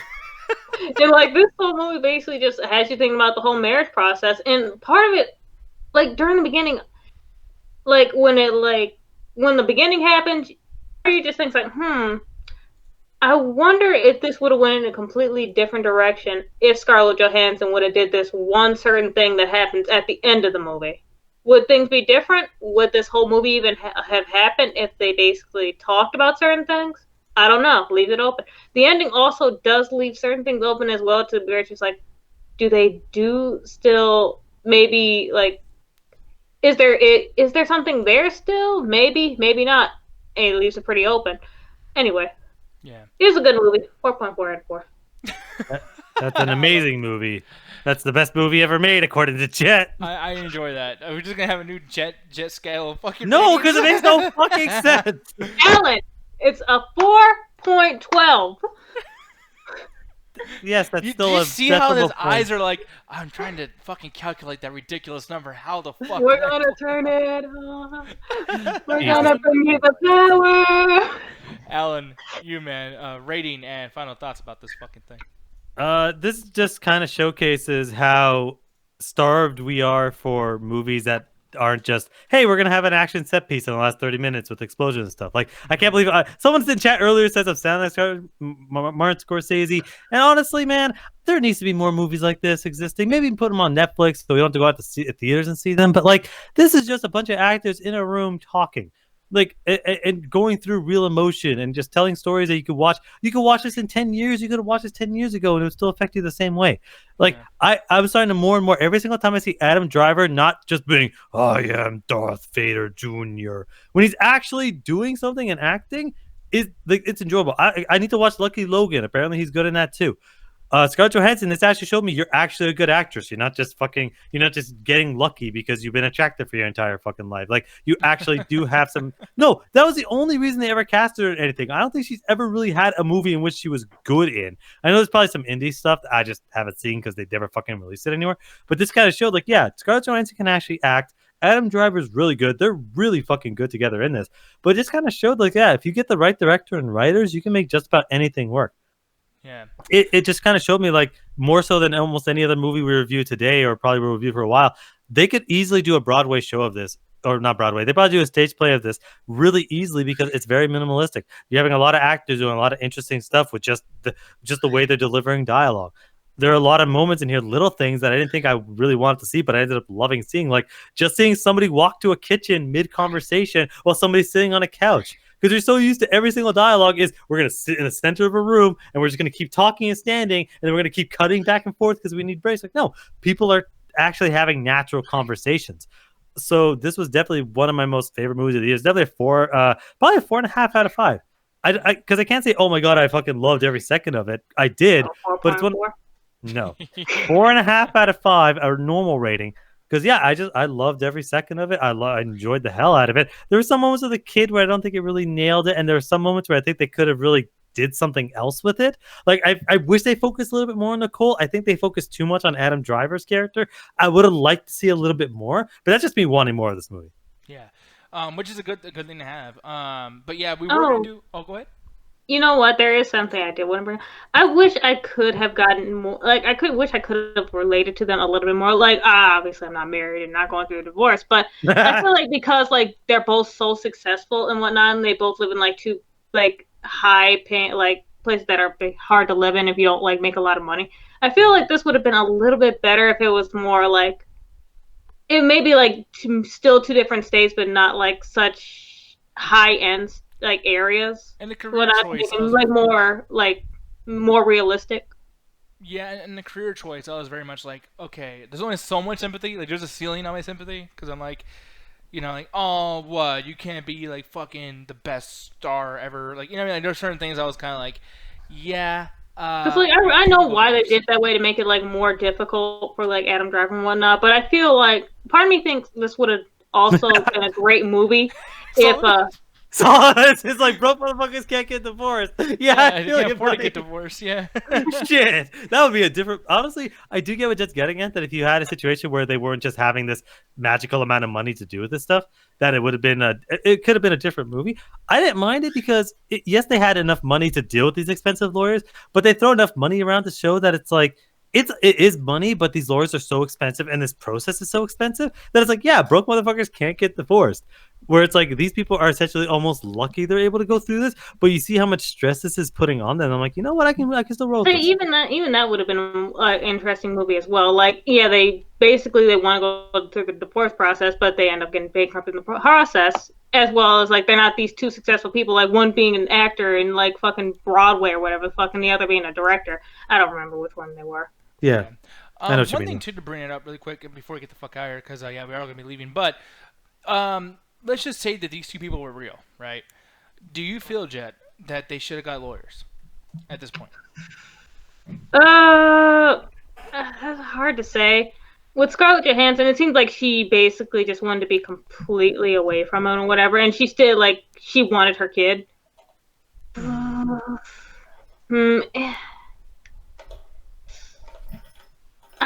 it's hard to say Hey, because did the thing someone is, just walk in he with a did. tricycle? By the way, I heard like a bell, like shing shing shing shing shing. Like, what the fuck was No. that? Yeah, I think that was Penelope. Okay. Oh, but it's hard to say because he even said like, yeah, you can take whatever you want. It really doesn't matter.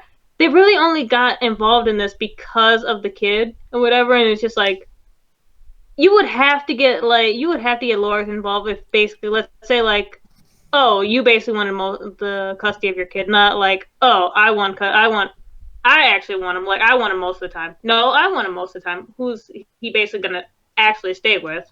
You would Yeah. have to get lawyers involved. Exactly. Yeah.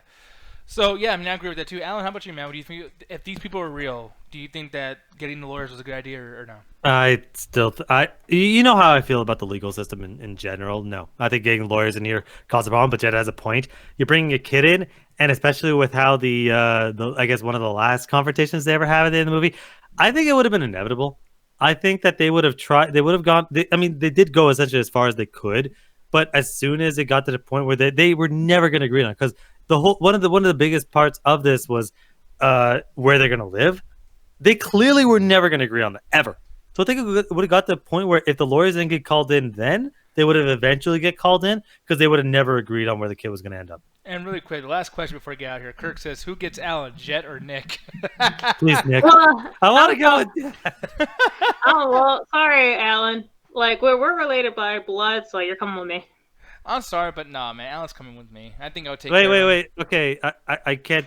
One is gonna feed me nothing but potatoes. The other one's gonna be feed me nothing but bugs. So yeah, I got my roach suckers right here. I'm Alan. going with Nick on this one. Yep.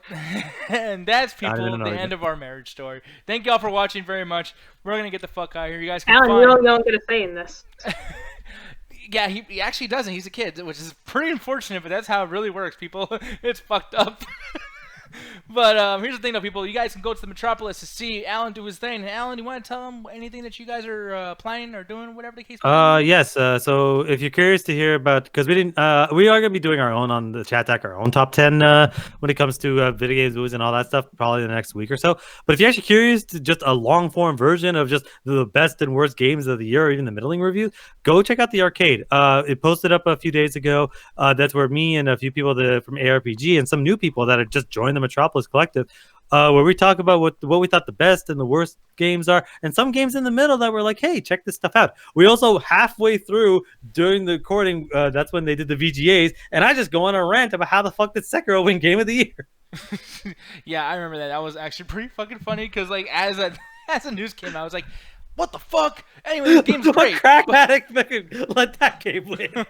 But yeah, definitely keep it locked up on us. So here's the thing: tomorrow, we're gonna be on Double Toasted's Twitch page. We're doing the pre-show, and during the pre-show, one of the things I really want to talk about today was the season 1 review for Mandalorian. We're not gonna be doing that today. We'll be doing that tomorrow, as well as Don't Fuck with Cats. That was one incredible documentary, and we're gonna be reviewing that tomorrow as well. You'll be reviewing that. Yeah. Me and Joe will be reviewing that, and people, just to put this out there, it's uncomfortable. You don't get to see, it doesn't show anything very, really intense, but I strongly recommend you guys watch that show unless certain dialogues and sounds fuck you up. And it's about, the abuse of animals and whatever, and murder. Yeah, and murder. It's a lot of fucked up shit, but it's a very, very good documentary. Probably one of the best shot and edited documentaries I've seen on Netflix ever. So yeah, definitely check that shit out. But yeah, with that said, we're gonna go into Discord. We're gonna hang out in the chat tab. We're gonna chill with you guys.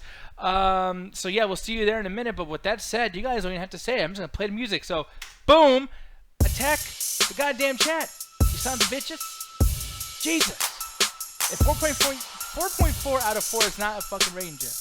It is. As long as that decimal's there, I can use whatever the fuck I want. No, if you put it over the do you know how fractions work? The bottom denominator is the maximum amount you can go over for the different number. 4.23. That still doesn't matter. If you put 3.9, then yes, it can't be more than 4. 1, 2, 3, 4, 5, 6, 7, 8. Mob Psycho. Did you run out of fingers to count? Yeah, I know. She was like 12, slapping her 14, like, 17, 19, 30, 31, 40, 42, 43, 14, 15, 16,